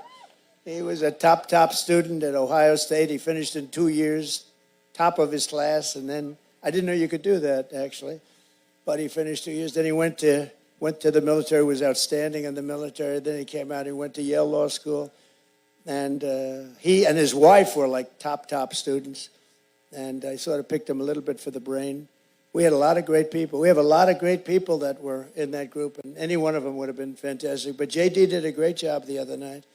The guy that he went against, you ever hear a guy call himself a knucklehead? And he's in a debate. I mean, he's the biggest liar. He lied about everything. And how come he went to China 28 times? What's going on? He went to China. You know, nobody asked him that one question. I kept saying, somebody ask him the question, why was he in China 28 times? There's a guy's got some problems. By the way, if you think she's all right, she's not. I think she's worse than him too, actually. But he went to China 28 times, and I'm waiting for somebody to ask him that question. It won't be the fake news, I can tell you that. It won't be those people. And I will not allow California politicians to get away with their plan to impose a 100% ban on the sale of gas-powered cars and trucks in your state. Not going to let it. That'll be ended in the first day. That'll be ended. These people, it's unbelievable. To bring jobs, factories, and wealth racing back to our shores, we will have a 15% made in America corporate tax rate. In other words, you have to make your product in America. Then you have only 15. Remember, I brought it down to 21% from almost 40%. Everyone said, there's no way you'll be able to. I had to get it passed in Congress. Can you believe it? It's the greatest tax cut, the biggest tax cut, and regulation cuts. The most regulations ever cut by a president by, I think, 3 or 4 times, actually. But we also, which I think is actually more important. I asked a lot of the big executives of the biggest companies, what was more important, the tax cut, where we took them from almost 40% to 21%, or the regulation cuts. Every single one of them said the regulation cuts, which actually surprised me. But it was the regulation. But I got you down to 21. And 21 is highly competitive with other countries. You know, we're dealing with other countries because they'll take our businesses in 2 seconds. It's not like, oh, gee, you know, you're not going to give them and they're going to sit still. They don't care about our country. Many of them aren't even from America. They're not from the U.S. They're, you know, international business people, very smart. And they will leave here in 2 seconds if they can get something substantially. So I came up with this idea. So now I have you at 21, brought you all the way down. And I said, if you make your product here, you don't have to pay 21, you can pay 15. And people called me from all over the planet. I got calls from the top guys on Wall Street. Who the hell gave you that idea? That's so good. And I oftentimes say, it's like the paperclip. Somebody came up with the idea for a paperclip 100 years ago. They look at it, and everybody looked at it and said, why the hell didn't I think of that? It's like the same thing, right? And for those who don't make their product in America, they'll be forced to pay stiff tariffs for the privilege of competing with our cherished companies and stealing our jobs, our treasure, our wealth. And we will take in hundreds of billions of dollars in tariff to the benefit of American citizens and pay off debt, or we're going to take care of our, you know, we owe $35 trillion. We're going to start cutting it down very quickly. We'll be able to with growth. We call it growth. But we're going to do that. We're going to protect these companies with tariffs. Remember this, in many years, many decades, China never paid 10 cents. And what they did to our country was incredible. I took in hundreds of billions of dollars in tariffs and taxes from China. I don't think they liked me, but actually I liked them. And we actually had a very good relationship, President Xi and myself. Somebody said, what kind of a man is he? He's a fierce person. He is. He's a very smart guy. I hate to say brilliant because every time I call him brilliant, the press says, he said the president, well, he is a brilliant guy. Got 1.4 billion people. He rules it with an iron fist. And the press gets upset when I say he's a smart man. I would think he's a smart man, but actually he's somebody that we can't. The worst people are the enemies from within. The sleazebags, like a guy that you're going to elect to the Senate, Shifty Adam Schiff. He's a sleazebag. No, this guy. No, he's a major lowlife. And because of the fact that, you know, they send millions and millions of ballots someplace. They send them all over the place. California, you don't have anything like a voting booth. They take ballots, they just send them all over the place. They come back and they say, oh, somebody won by 5 million votes. And it's so corrupt, so corrupt. But you're going to have Shifty Adam Schiff. One of the true, I know him well, because he conceived of the Russia hoax, right? The Russia hoax. He is a bad person. He's a sick person. Not a stupid guy, but he's a sick puppy, that guy. One of the least, I'm not allowed to say this because this could cost you your president, because you're not supposed to talk about somebody's looks, and so I won't. But to me, he's one of the least attractive human beings I think I've ever seen. Not a stupid person. He's got the smallest neck I've ever seen. No. He's got the smallest neck. His neck is like so small, and his head is large. So he's not being held up by much. I can guarantee you he will not be playing for your local football team, I guarantee. But we're pleased to be joined today by some incredible people and friends of mine and warriors, real warriors, representatives. Darrell Issa. Where's Darrell? Is he here? Darrell. He's a great guy. Matt Gaetz. Is Matt Gaetz? Oh, look at Matt Gaetz. He's a great guy. He's really a great person. And he's on the controversial side, but that's not bad. And is he here with Ginger? He's here with Ginger. Hi, Ginger. And Ken Calvert, and he is here someplace. Where's Ken? Ken, thank you. Good job, Ken. Very good job. Do we have enough people for you guys? Do we have enough? Broke the record. There's Mr. Tom Barrack. I didn't recognize him with that hat on. Look at him. Stand up, Tom. Great guy. Great businessman, actually. He's a great businessman. But everybody needs to get out and vote for Ken, who's running right now. A radical California liberal is running against him, and I gave him a very strong endorsement. I put it out on Truth a little while ago. You saw that, and I want to mention, I heard you were here, and I want to mention, so good luck. Get out and vote for Ken Calvert, everybody. We also have members of our great Native American tribes. They're fantastic people. We have the chiefs. We have, where are they? They're here. Where are they? They're phenomenal people, and they're doing a beautiful job. They're great. And we also have a lot of farmers here today. You know, we do very well with the farmers, but the farmers are having a little rough spot because Biden and Kamala are not doing their job. You know, I never use the word Harris, you know, because if I say Harris, nobody knows who the hell I'm talking about. I say Harris is doing a terrible job, and they go, who the hell is Harris? It's a funny name, you know. It's a name, you know what I'm talking about, Tom? It's a name that nobody knows what the hell I'm talking about, so I call it Kamala. We also have a really great governor that I've gotten to know really well in the last 6-7 months, and he's doing a terrific job. Spencer Cox of Utah, and he's here someplace. It's a big crowd. He's here someplace amongst 100,000 people. Former National Security Advisor Robert O'Brien, good man. Thank you, Robert. And you know, Robert went out and got all of the top people in government, 300 and something of them, right? More than 300. And he went out and got them all, and they all came in the last couple of days and endorsed Trump. They said Trump is the greatest president we've ever had. 300, the top. We only had one problem, Matt. The press refused to cover it. Robert, all that work. But we had 300, the top people in the country. In fact, people that didn't even like me totally said he's great. I don't like him, but man, was he good, because I protected our country. And that was great. But the press hasn't picked it up too much. I'll have to give it to Matt Gaetz. May Robert, give him a list. You know, if that were Kamala, they'd make it headlines. With Trump, 300, much more than they had. And these are much better people than they had, too, that I can tell you. Because remember this, I kept your country safe. We had no wars. And I'll keep you out of wars. But we did have one which I had to finish up, ISIS. It was supposed to take 5 years, and it took me 2 months. We also have a man who's a really fantastic person. He's really great. Did an unbelievable job on lots of things. He actually started off as the ambassador to Germany. And the greatest day in Angela Merkel's life was the day I took him out to promote him. She said, oh, my God, thank you. He drove Angela crazy. And that's a good thing, not a bad thing. His name is Rick Grinnell. Thank you, Rick. And he did a fantastic job. And Kash Patel is here, one of our real warriors.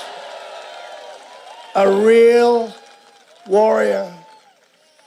And also somebody that's doing a beautiful job out here, even though, I mean, sadly, when you send out 38 million ballots and just send them out, they come back. What the hell? We're going to have to work on that when we get in. We're going to have to work on elections. We need borders, and we need fair elections, and we're going to work on it. But she is doing a great job, and she says I'm setting all sorts of records. GOP chair, California, Jessica Patterson. Jessica, thank you very much. Thank you. Great job. Does really a good job. It's somebody else who was so fantastic today. He's tough. He's a sheriff, and he fits the role. He fits that role. And he had the most beautiful family I've ever seen. Like, everybody's like a perfect specimen. I said, Sheriff, you're great, but your family looks even better than you. And I liked him from the moment I met him, and I talked to him a little bit, because this was not an easy one to pull off, let me tell you. We had a lot more people than some people thought. A lot of people thought this was what we were going to have, but a lot of people said maybe we'd have 10,000, maybe 20,000, but they didn't say 100,000. But he pulled it off, and he pulled it off because he's tough, and he's smart, and he's proud of his state and his country. Chad Bianco. Thank you, Chad.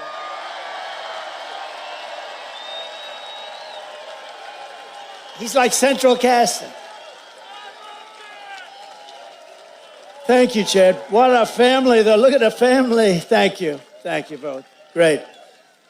Another man, he wrote a song. It went to #1 on all the lists. You saw it? We put it. That's right. He said, Tom McDonald. It's Tom McDonald. Tom? Where's Tom?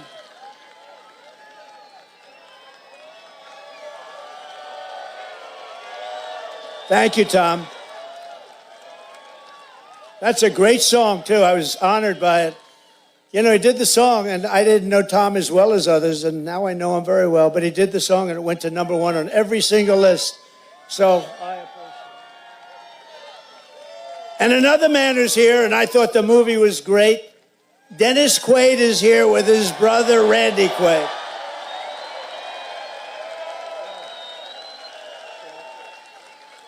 Two very good guys, and that movie was great. Ronald Reagan. Did you like him? Did you like Reagan? You liked him. He liked Reagan. He liked Reagan. I think you have to like him to play him that well. You did a beautiful job. Thank you. And a very rich guy. He owns this piece of land, and he's been after me for 3 years. Please use it. Just use it. We love you, sir. He's an unbelievable patriot, an unbelievable Republican. But you know what? That's less important. He loves our country. Al and Betty, we have to say, Hagen. Where's Al Hagen? Where is Al? Al Hagen. Great. Thank you, Al. Great property. Nice property, Al. I used to be in the business. Very nice. That was really beautiful. Thank you, Al. And Steve Hilton is here, who's been on television doing a fantastic job. Where's Steve? Where is Steve? He's around. And we have a lot of other people. We have a lot of congressmen. We have some senators, but I've had it. That's enough of this stuff. But I also want to send our love to all of the people back east who are recovering from 2 really devastating storms, hurricanes. Our hearts are with those who lost a loved one or a home, and that was a rough one. God bless them all. Kamala Harris is grossly incompetent. She didn't do a good job. She's got to do a good job, and she didn't. But the most radical left vice president in American history, that's what she's known for. She did so bad in so many different ways, and we're going to get on to a much more pleasant subject. It's called the revitalization of our country. We have a situation in our country where we're not going to let people continue to destroy it. California has been horribly mismanaged. Nothing has been managed worse than water. Do you know water? It sounds simple. Oh, water. What the hell is water? I was with Devin Nunes. Did anyone ever hear of Devin Nunes? He was great.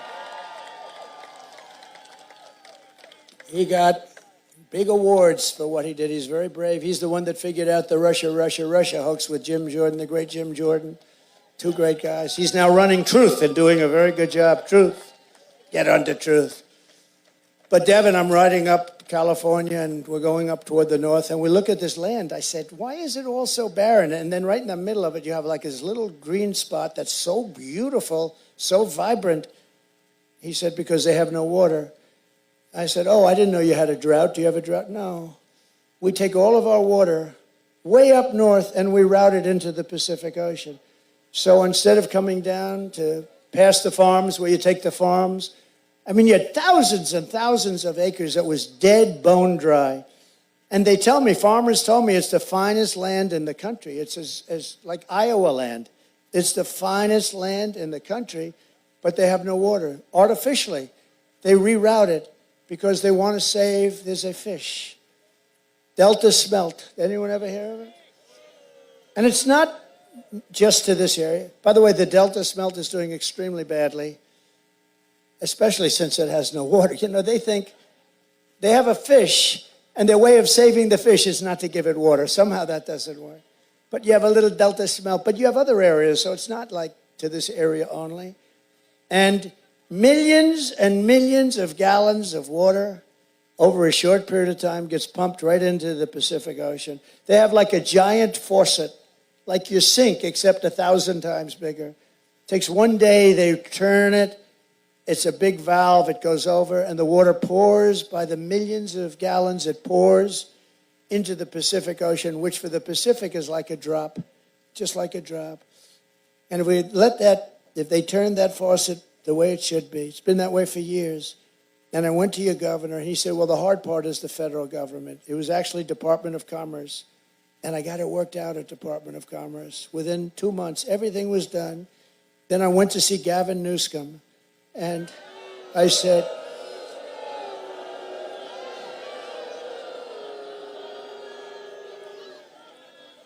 and they didn't want to do it. They had all sorts of, reasons, nonsense. They use the environment. Everybody uses the environment to stop things.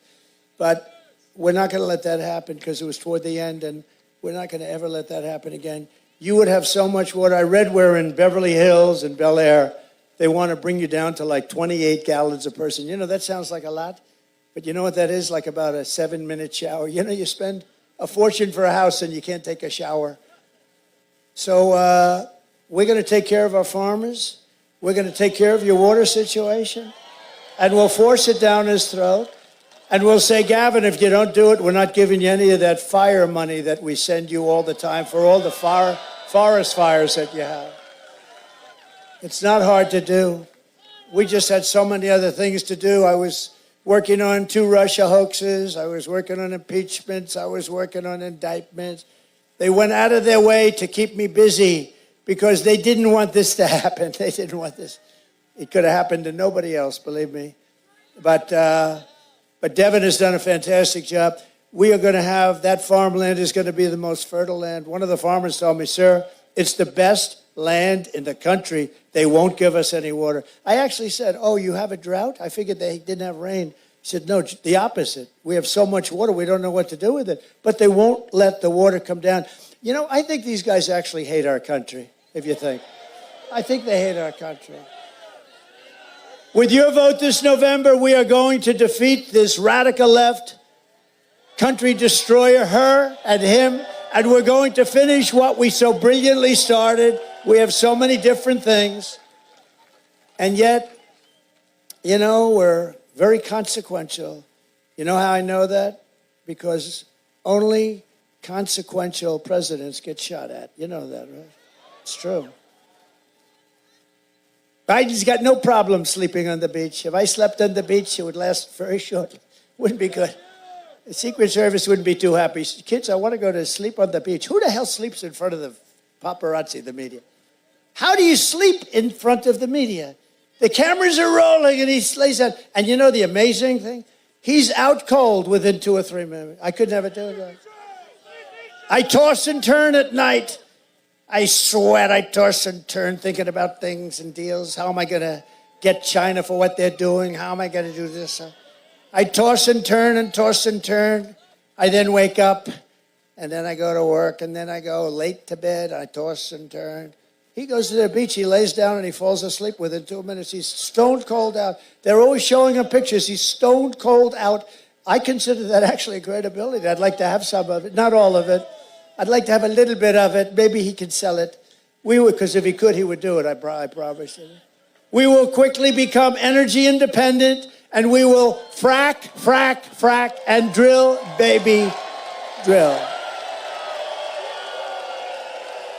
And I will cut your energy prices in half within 12 months. Your energy prices will be cut within 12 months. And remember what I said, California. You're going to have so much water, you're not going to know what the hell to do with it. They're going to call me. Remember about winning, when I used to do this about winning? They're going to call me in the White House. And they're going to say, sir, please, please, we have too much water. We're flooding. Please, sir, please, we have too much water. Right now, you don't have any water. Artificial. It's artificial. Sir, please, could we see you? We have far too much water. I will stop outsourcing and turn the U.S. into a manufacturing superpower. And I will end the war in Ukraine, stop the chaos in the Middle East, and I will prevent very definitely World War III. We're very close to World War III. Very, very close. Are they okay back there?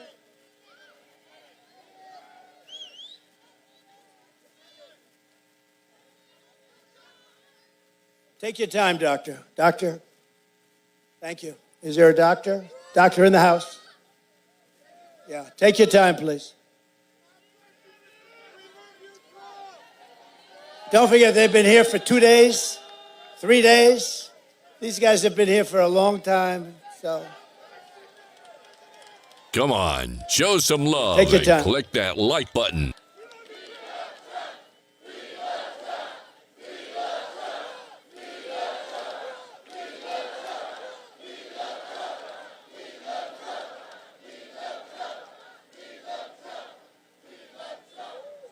Thank you very much. Great.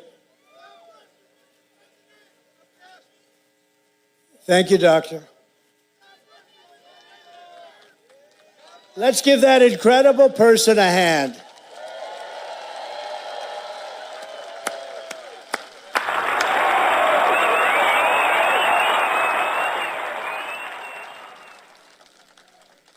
Thank you very much. Thank you very much. They've been here, a lot of people have been here a long time. And I know you didn't notice it was about 100 degrees out today. It's not exactly cool up here either, but now it's pretty nice. In fact, now we could go on all night. It's starting to get very nice. We go all night. Right? Front row Joe stands up. They want to go all night, I'll tell you that. I will crush the violent crime and give our police the support, protection, resources, and the respect that they deserve. They're great people. They're going to end our crime problem very quickly. All we have to do is give them the word. They're ready to go. They don't want to lose their house. They don't want to lose their car. They don't want to lose their job, their pension, what they do to our police. Our police are incredible. They want to do the job. They're not allowed to do the job. When thugs walk into a department store, 400 or 500, they walk out with refrigerators. Can you believe it? With air conditioners. And our police are told to stand back. They're not going to stand back, and we're going to indemnify them against any problems they have federally. We will end all sanctuary cities, and in California, we're going to get rid of your sanctuary city. They're cities to protect criminals. We will strengthen and modernize our military. We will build a missile defense shield, and it'll all be made in the USA, and a lot of it right here in California. And we will not have a woke military. Take a look.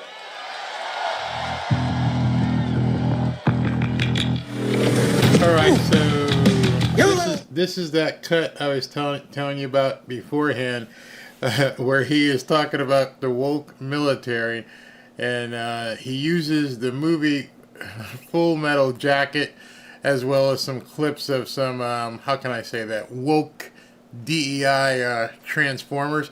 This is so late into his speech, I didn't think he was going to run it, because normally he runs it earlier, but he's running it right now.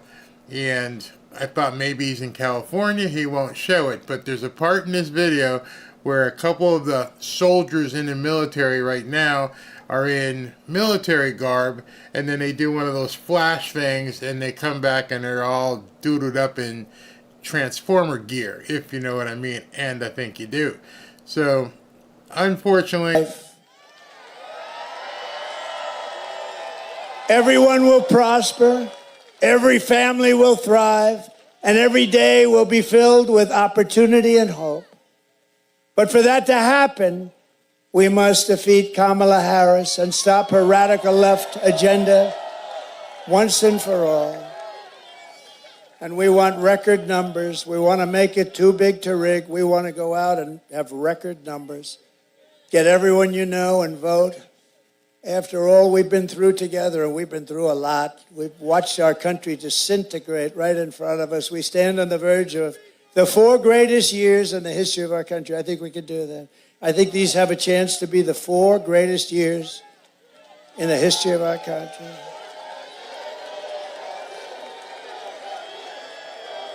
And with your help, from now until Election Day, we will redeem America's promise, and we will take back the nation that we love. November 5th will be the most important day in the history of our country. I believe that. We'll take back our country. And together, we will make America powerful again. We will make America wealthy again. We will make America healthy again. We will make America strong again. We will make America proud again. We will make America safe again. And we will make America great again. Thank you very much, California. Thank you, everybody. God bless you. All right, goes into the music. Undoubtedly in California, he's going to have to bust a move on this stage. You're in California for the first time in front of 100,000 people. We'll get it more. There it is. Bust the moves. Just got to do it. Got to do it. Bust a move to the village people, which are very much at home in California. So that would be the time to dance to that song if you're in California. So Trump looks like he talked for just about 2 hours. Interesting, and many of you noticed it during the comments. I saw that people were saying these people seem much more subdued than the other rallies you have seen. Well, that might be an indication for you. That might be an indication for you that many, many people there were seeing him for the first time. You guys, many of you, have seen rally after rally after rally. You know the inflections. You know when things are going to happen. You know when he's going to go off stage. You know when he's going to play certain videos. But the way those people sounded, it sounded like they were listening. Unlike other rallies, we all know it's going to happen. We know what he's going to say. I took it as these people were listening. They were leaning in because they're in California. They probably haven't seen much about Donald Trump. Imagine that. The news stations probably don't say anything. They probably never cover his rallies. I wonder how much of the RNC they even showed. You know, they probably showed a debate, and then after the debate, they told everybody that Kamala Harris beat him up. And so all they've heard is one side of things. And tonight, they got a chance to actually hear this man speak. And what was very interesting is behind the stage back there, as Secret Service is walking him off, or he didn't care. He walked up to the crowd. So if you guys can't see what's going on, up against the barrier there, he's still dancing, and those people are going crazy right up there. I'm sure Secret Service is like, can you please get out? Can you please get away from there, and can we go? But if you notice, there were black people, there were white people, there were young people, there were old people, and now after his speech is done, these people are fired up. So you got to wonder what Californians are going to do. They're going to come out in the news tomorrow, and they're going to say it was hate-filled, and oh my God, it was all so offensive. He showed, you know, Transformers dancing and made fun of them. I'm sorry.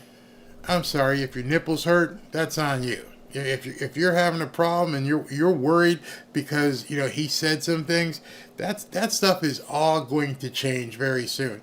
He gets in office. All this stuff that you guys have had a problem with for the last 4 years and tried to ram down our throats, you better be adults and start dealing with it. Here's another sound effect for you. We're over it. We're done. I don't care. I don't care how you feel anymore. Enough of your feelings trying to push them upon everybody else and tell me I can't use this word, I can't use that word. We can't say that. Okay, it might be offensive. You're offending us. With your crying and whining and bitching about being offended, you're offending us. It's time that we turn it around and let you know it's about us. It's about the people who want America not to be this eyesore that it's become. So I think he talked to a bunch of people tonight that he normally doesn't talk to. Out in California, we have no idea who has heard him speak. We don't know what they've covered out there. I would probably think at this point Gavin Newsom has kept a strong handle as to what people are allowed to see. It's probably almost communist out there already. The whole thing with the water situation, because I don't even know what the environmentalists are doing. It's saving the green fox or something. It's ridiculous. We're Americans. And at this point, California, Adam Schiff, Nancy Pelosi, he didn't even mention him, but what's the other guy's name? Swallowwell, Eric Swallowwell, that idiot. I mean, it seems like every politician from California is a complete nut job. Well, I think Trump spoke to some people today he normally didn't speak to. We'll see. Will he win California? I don't think so. I'm a realist. I don't think they're going to ever allow him to win. I don't think they're going to allow any Republican to win California again. However, like I said earlier, it now allows him to basically talk to people in the middle. And if people in the middle had a chance to see this, they're like, yeah, guy makes sense. The biggest thing he makes sense, I don't care if you have friends that are Transformers. I don't care if you have friends that, swing left or right. The biggest thing is, are you paying too much for groceries? Are you paying more than you paid 4 years ago for gas? How about your rent? How about your mortgage payment? How about your car payment? How about your taxes? If all those things are secondary, third, fourth, way down, and all that matters is, baby removal, if all that matters is being able to put on a dress, even though you stand to pee, if that matters more to you than all those other things, well then guess what? You're already gone. I have to believe that there are so many more Americans who are voting with their pocketbook, and the contrast at this point is very easy to make. And if you're telling me that the mean tweets and the off-color jokes and the swings that he takes at certain people, if that is what you're worried about, then you deserve what you get. That's it.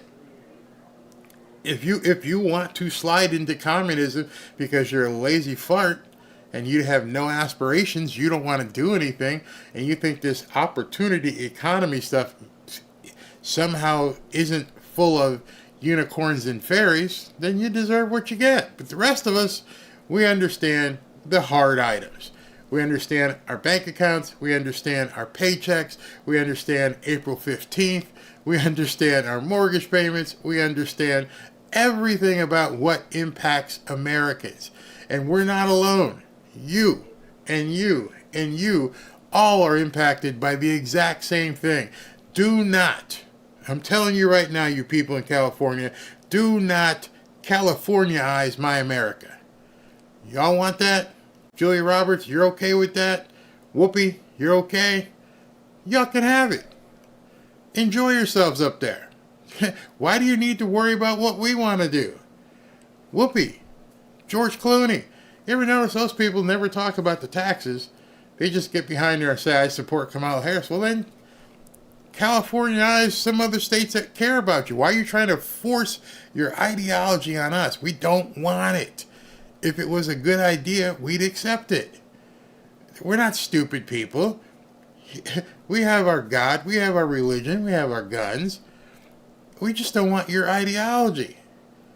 And if that's going to break the bank for you in terms of being able to vote for Trump, then stay there. Stay in California. I don't care. But stop trying to throw your stuff down my throat. I am so sick of every other month being some rainbow-colored month when you represent this much of the entire population. You would think that California is 70 or 80% fluffers. It's not true. You would think the rest of America is 25 or 30% of the fluffies. It's not true. It is like this. But you wouldn't know it because every single thing you're trying to do is to ram that down Americans' throats. And what you guys have to realize and begin thinking about is, why? Why would you want this alternative lifestyle to be so mainstream that it affects kids in high school, college, grade school? What does that do for you if many more people, it begins to grow, if many of those people become Transformers and, the Rainbow Coalition? What does it do for you? It's sinister. I can't really say it all here. I'm going to be touchy, but if less and less and less Americans are procreating, what does that mean? Well, it means they get to replace them. You know, but they call us conspiracy theorists. Go look at the birth rates. Go look at American birth rates and see if it doesn't coincide with the amplification of transformers and rainbows. Look at those two charts. Oh, this is going up, my promotion of the rainbows. At the same time, the birth rates are going down. Could that be coincidental? No, there are no friggin' coincidences. In this country, the way they operate and the way they do propaganda, there are no coincidences. The rainbows, the birth rates. Just go look that up. Because I showed you a chart a couple of nights ago when all the talks that happened, and it just happened since like 2018, 2019. There's a reason why they take out the megaphone through the entire month of June. And other months as well. Go,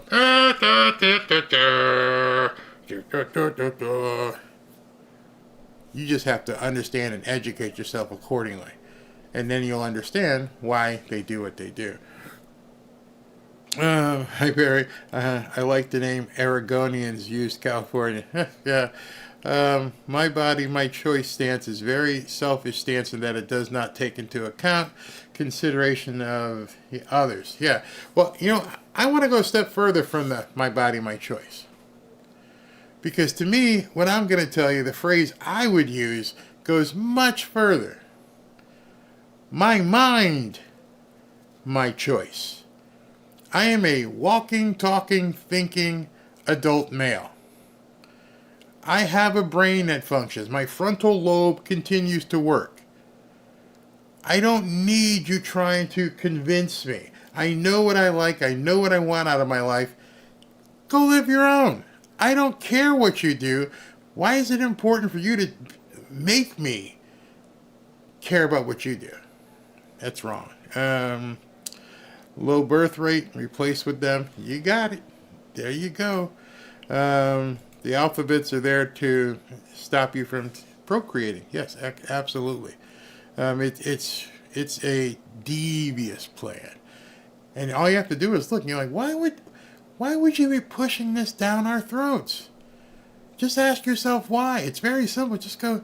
This doesn't make any sense. We're talking about a very minute part of the population. And you would think with every single TV show, every single movie, everything has to be redone. Yeah, okay. Preach it for me, Barry. Well, it's Saturday night, and I got to get up early because we're going to go to church with the whole family because that's what we do on Sunday. And I hope you guys, if you do go to church, have some good messages provided to you. In the interim, let me go ahead and close out this fun-filled Saturday night by acknowledging everybody in the super chats because we had a great evening. Thank you all for tuning in, and let me go ahead. Looks like I'm going to be busy tonight. All right, so let me do this. Thank you all. Tomorrow we've got the rally. I think it's at 2:30. I'll post tomorrow. Let's do this. My buddy Knucklehead, but not that Knucklehead Tim Walz, another Knucklehead. Just FYI, I reject Tim Walz's claim that he's a Knucklehead. He's a long way to go to make it to Knucklehead status. I assert he's more of a tard. I love your way with words. Christine Engler, thank you. Have you heard the Pray for Trump Archangel Michael's blessing for 20? Yes, I have. It's amazing. I found it on YouTube. It's very much so. Laddie Yaddy. California, Trump ain't scared of the... Yep, he's on top of the food chain. Absolutely. Arizona Guy 1, thank you. Voted for Trump today. I was proud. Early voting. I was happy to do it. Thank you, Barry, for what you're doing here. Thank you for watching. Mike the Plumber, man, it was good to see Rush Limbaugh in your opening. They do have laws on man's body called draft, by the way. There is so much. I don't know if you guys were a big supporter of Rush Limbaugh. I was. And he teaches me so much. To this day, I still watch many of his episodes, especially the ones close to the end, because you could tell he knew he was going to die, and he was just spitting fact. And, you know, there's so much about what he does, how he did it, that you can only hope to be a tenth of a person on a podcast talking the way that man brought it. T. Mallet, Trump is riding on the wings of an angel. He is, indeed. Tommy Ratcliffe, that made me cry for a while, that new song for Trump. Yeah, it did. Nancy Stone, thank you. Bill Ebert, you're killing me. Allison Wonderland, Barry, my go-to news guy and trustworthy commentary. Thank you for doing the hard work. So, just so you know, I was doing a nightly news show until like the last 14 days, when this man has been ramping it up and doing so much. But I'm going to be going back to a nightly show that includes news in addition to Trump. I mean, it's, you know, it's political, of course, but it's not just all Trump. But, you know, we cover his rallies, we cover his speeches, and then we're also going to do some regular news type programs. So stay tuned. Sharon, thank you very much. Just another knucklehead again. That news on Walz. Dem's gonna say, so what? He's one of us. Yeah, but I don't think there's a lot of people out there that are gonna care about it being with kids. Olga, thank you. Who had this Tim news on their October bingo card? I did. Ooh, you thought it was coming? Wow. Heather Munoz up there. That was one of the reasons that got me. I'm like, did he really have a shirt? Did he really have a shirt that said up the yin yang? And if he really did have a shirt that said up the yin yang, did he really wear a shirt that said up the yin yang in public? And if he had a shirt that said up the yin yang and he wore it in public, he actually let somebody take a picture of him wearing a shirt that says up the yin yang? There's not enough face palms for that. Trump needs to do a rally in Fresno. Okay, Ernest, thank you. Danielle Cyril, it's important to make sure we win House and Senate. I've had suspicions for a while that Trump would win, but who certifies the election? They wouldn't dare. After screaming for the last 4 years, oh my God, insurrection, they wouldn't dare. They wouldn't dare. John Parr, maybe Kamala's team will replace Timmy. I think it might end up being Liz Cheney or somebody. They may boot this guy out. But it ain't gonna work. Tony, thank you. Marcus Anderson, as a black man, I'm sick of race car drivers. I got you. Art Akuda, Hillary gonna replace Timmy. Don't do that. Deborah Kirby, thank you. DJ, thank you. Art Akuda, again, Newsom wants your pew-pews. Yeah, don't comply. Screw that mask mandate, too. Ramos, thank you. C-Aid, keep on keeping on. Will do. Ray Smith, hey Barry, thanks for the live in Cali Red. Thank you for tuning in. Art Akudo, turn on the wood chipper. Yeah, if Timmy did the stuff that is being alleged out there, no finer way to go out than to meet the front end of a wood chipper. Suzanne Parks, thank you, Barry. I think God guided me to find you. Thank you. I have my notifications on and take my iPad everywhere so I never miss a broadcast. Thank you very, very much. Gabriel Real Ortiz, thank you. Brian Reeves, thanks for telling me about X. Never would have got on if not for you. Thanks, Barry, for all you do for us. Yeah, go look up the stuff about Tim Walz where you can actually read stuff. Because they probably ain't going to let it live here. They're not going to let it live on Facebook. Oh, Elon Musk going to let it live. Go look it up. Rainy Day Lady, Trump Vance 2024, thank you. Rainy Day Lady twice, Trump Vance 2028 and 32. Willie, thank you. Marcus Anderson again, cookie poll has never been wrong except in 2020. Makes you wonder. Mr. Mike, Trump is on fire and his campaign speakers are true MAGA patriots. Thank you. Yeah, in case you, I love Wesley Hunt. I think this guy's he's got star all over him. And Rick Grinnell and also Kash Patel spoke as well. JC, thank you. Los Angeles, Craig Barnes, twice, thank you very much. From Europe, 3 times from Craig Barnes. Michael Adamczyk, vote Trump and save yourself, thank you. Craig Barnes, 4th. Import UK, our Prime Minister, that guy, with Trump 2 days ago. UK thinks looking good for Trump. It's got to happen. Save the world. Estrella, Suburbans, high fanfare family, watching Trump live in Coachella and Barry on my phone. Thank you very much. Wow, you're at the event. Awesome. Arizona Guy 1, thank you. Heather Munoz, H-Town in the house. Mike D, at New Jersey shall turn red if I can help it. Go for it. Linda Thornburg, thank you. Anna Smith, I'm in a tough spot right now because my sister and brother-in-law are very far left. I love them to death, but I worry that if they find out I'm voting for Trump, they might disown me. I've seen them do it before to other family members. Okay, so I see you've got a couple more, which I thank you for, but here's what I'm going to tell you to do. I want you to go to those family members. Don't talk about Trump. Don't bring it up. Ask them how things are going, blah, blah, blah. And they're going to tell you. And say, could you live... hey, sis, I'm just wondering. I've been doing some calculation myself here. Could you live on 30% less income? And let them chew on that. Could you live on 30% less income? Don't even mention Trump's name. See what they say. Could you keep your job if you weren't allowed to use your car? Because, are you getting ready to buy an electric vehicle? So, could you keep your job and do what you want to do and live like you want to live without your car? You see, I think a lot of people look at things from a Trump versus Kamala. If you talk to people about real life issues, they have to listen. And if they don't listen, if they see where you're going, then you realize they don't really care about what they're voting for. They're caring that it's Trump that's running against her. And once you bring that to their attention, then you don't have to push off. You already know they're gone. Like I've said many times, they're a huge part of this population that's never coming back. Never. Tommy Radcliffe, people are finally realizing, at this point you're going to have to wake up. If you don't, then you might want to start setting up some time with some counselors, because you ain't going to make it. Anna Smith again, I'm a registered Dem, but I've always been undecided until I do my research on the candidates. My biggest fear is that if they cut me off, I won't be able to see my niece and nephew who I've helped take care of since they were newborns. That's their problem. You see, if they're going to cut you off because of how you're going to vote, that's not on you. That's never going to be on you.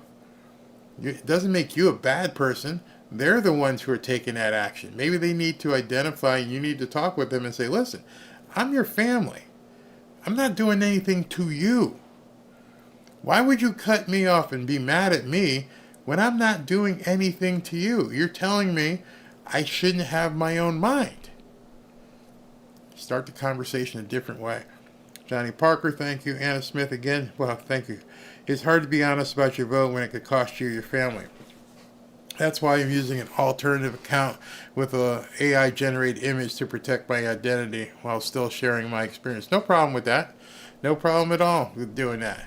And if you need some people to talk, there are a lot of people in this chat who have had relatives who were pissed off because they're so-called Trump supporters. You maggots. You maggot. And that's all because they're a product of the media. And so I always, like I just told you in the last couple of minutes, turn it around and make it real. Don't even mention Trump's name. I love asking that question. Hey, how would it feel if you had 30% less income? And sometimes before they have a chance to realize what they've said, they've talked themselves into realizing, oh, I'm being kind of stupid. Yeah, you're being stupid. You're being stupid because that's what she wants to do. How do I know that? She keeps saying it. Especially if they own a house or a business. Hey, wow, man, you started this business like 10 years ago. Yeah, it's really done well. What do you think it's worth? Well, I think, I don't want to sell it, but I think if I were going to sell it, it might be worth like $400,000. And what did you start that business with? Like 50 grand? You got a loan from dad? Yeah. So you started it with 50. And it's worth 400 right now? Yeah. So I'm kind of understanding. Are you in a position right now where you could write a check to the government for like 30 grand? What do you mean? Well, there's this thing called unrealized capital gains. So I don't know if you're prepared to write a check for that. Again, I just made that scenario, and I didn't even mention Trump. I'm going to hit you right where you are, and I want you to be honest. If you're not honest, it means you're gone. You can't even deal in reality. Really simple. Teresa Granger, thank you. Bye, Angel, thank you. Susan Cummings, Jesus Lord, have mercy on us all. Exactly. Truth be told, God help us here in California. Yeah. Bronx for DJ, says Joy Rez. Anna Smith again, thank you. If you don't have anyone in your community who's knowledgeable about AI, I'm pretty knowledgeable in it. Feel free to ask me anything.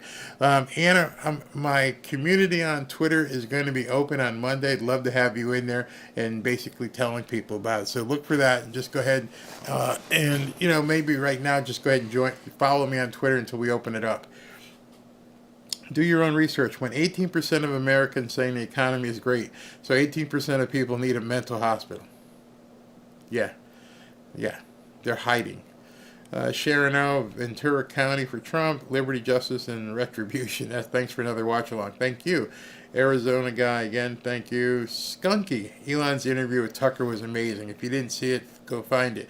That's very easy for you to find it. Just go back on my channel and look for my show about Elon and why they really hate him. Monica, ask your pastors to tell Christians to vote. Yeah, get off your butt. Get off your duff. Pat Ziegler, thanks, Barry, for all your work you do, along with family and mods. Thank you. Your podcasts are my favorite, and this community is just the greatest. Thank you very, very much. They do work for that, and they work hard to make that happen. As you hear my little granddaughter out there just giggling away. To the tower, thank you very much. Talk with Tulsi, RFK Jr., and others today. Maha is the key to MAGA being effective. Very well. Rips the Republican. Ripa. Farmers are the backbone of our country. As always, do your own research. Thank you very much. Love your handle name, by the way. People should definitely take that into account. Only we can save our country. No one else. We must keep fighting. Stay the course. Never give up. And stand tall. And to Anna, your family, to the MAGA crowd, don't let anyone talk you down. Yep. And talk to us. Elia, thank you. Albert Dubose, Drill Baby Drill. Connie D. Maids, thank you. Marcus again. Mad Maxine Waters got to go California along with Nancy Botox Pelosi. They must have been freaking out today. Absolutely freaking out. Kathy Gray, how many people were there? Estimates between 50 and 100, which is still bigger than any rally any Democrat has even done in California. Monica, where'd that go? Where'd Monica go? Okay, Monica, California 34%, Trump 2020. That'd be interesting. Jeremiah Kerr, when do we get the X version of Barry live? Very soon. Nicholas Lamonicus, thank you. Thanks, Barry, for another rally tomorrow. Yep, another rally tomorrow. If Trump wins California, miracles exist. Miracles already exist. Doesn't have to win California to prove that. Isaac Stillman, thank you, Barry, for all the work you do to bring people all this good info. And Kevin Bauman, thank you very, very much. All right, guys, 10:19. Thank you for joining me and being here for what amounts to almost 3 hours. Thank you very, very much. Talk to you guys tomorrow afternoon when he goes at his next rally. Thank you very much. Have a great Saturday. Get to church tomorrow. Get to church. Thank you very much.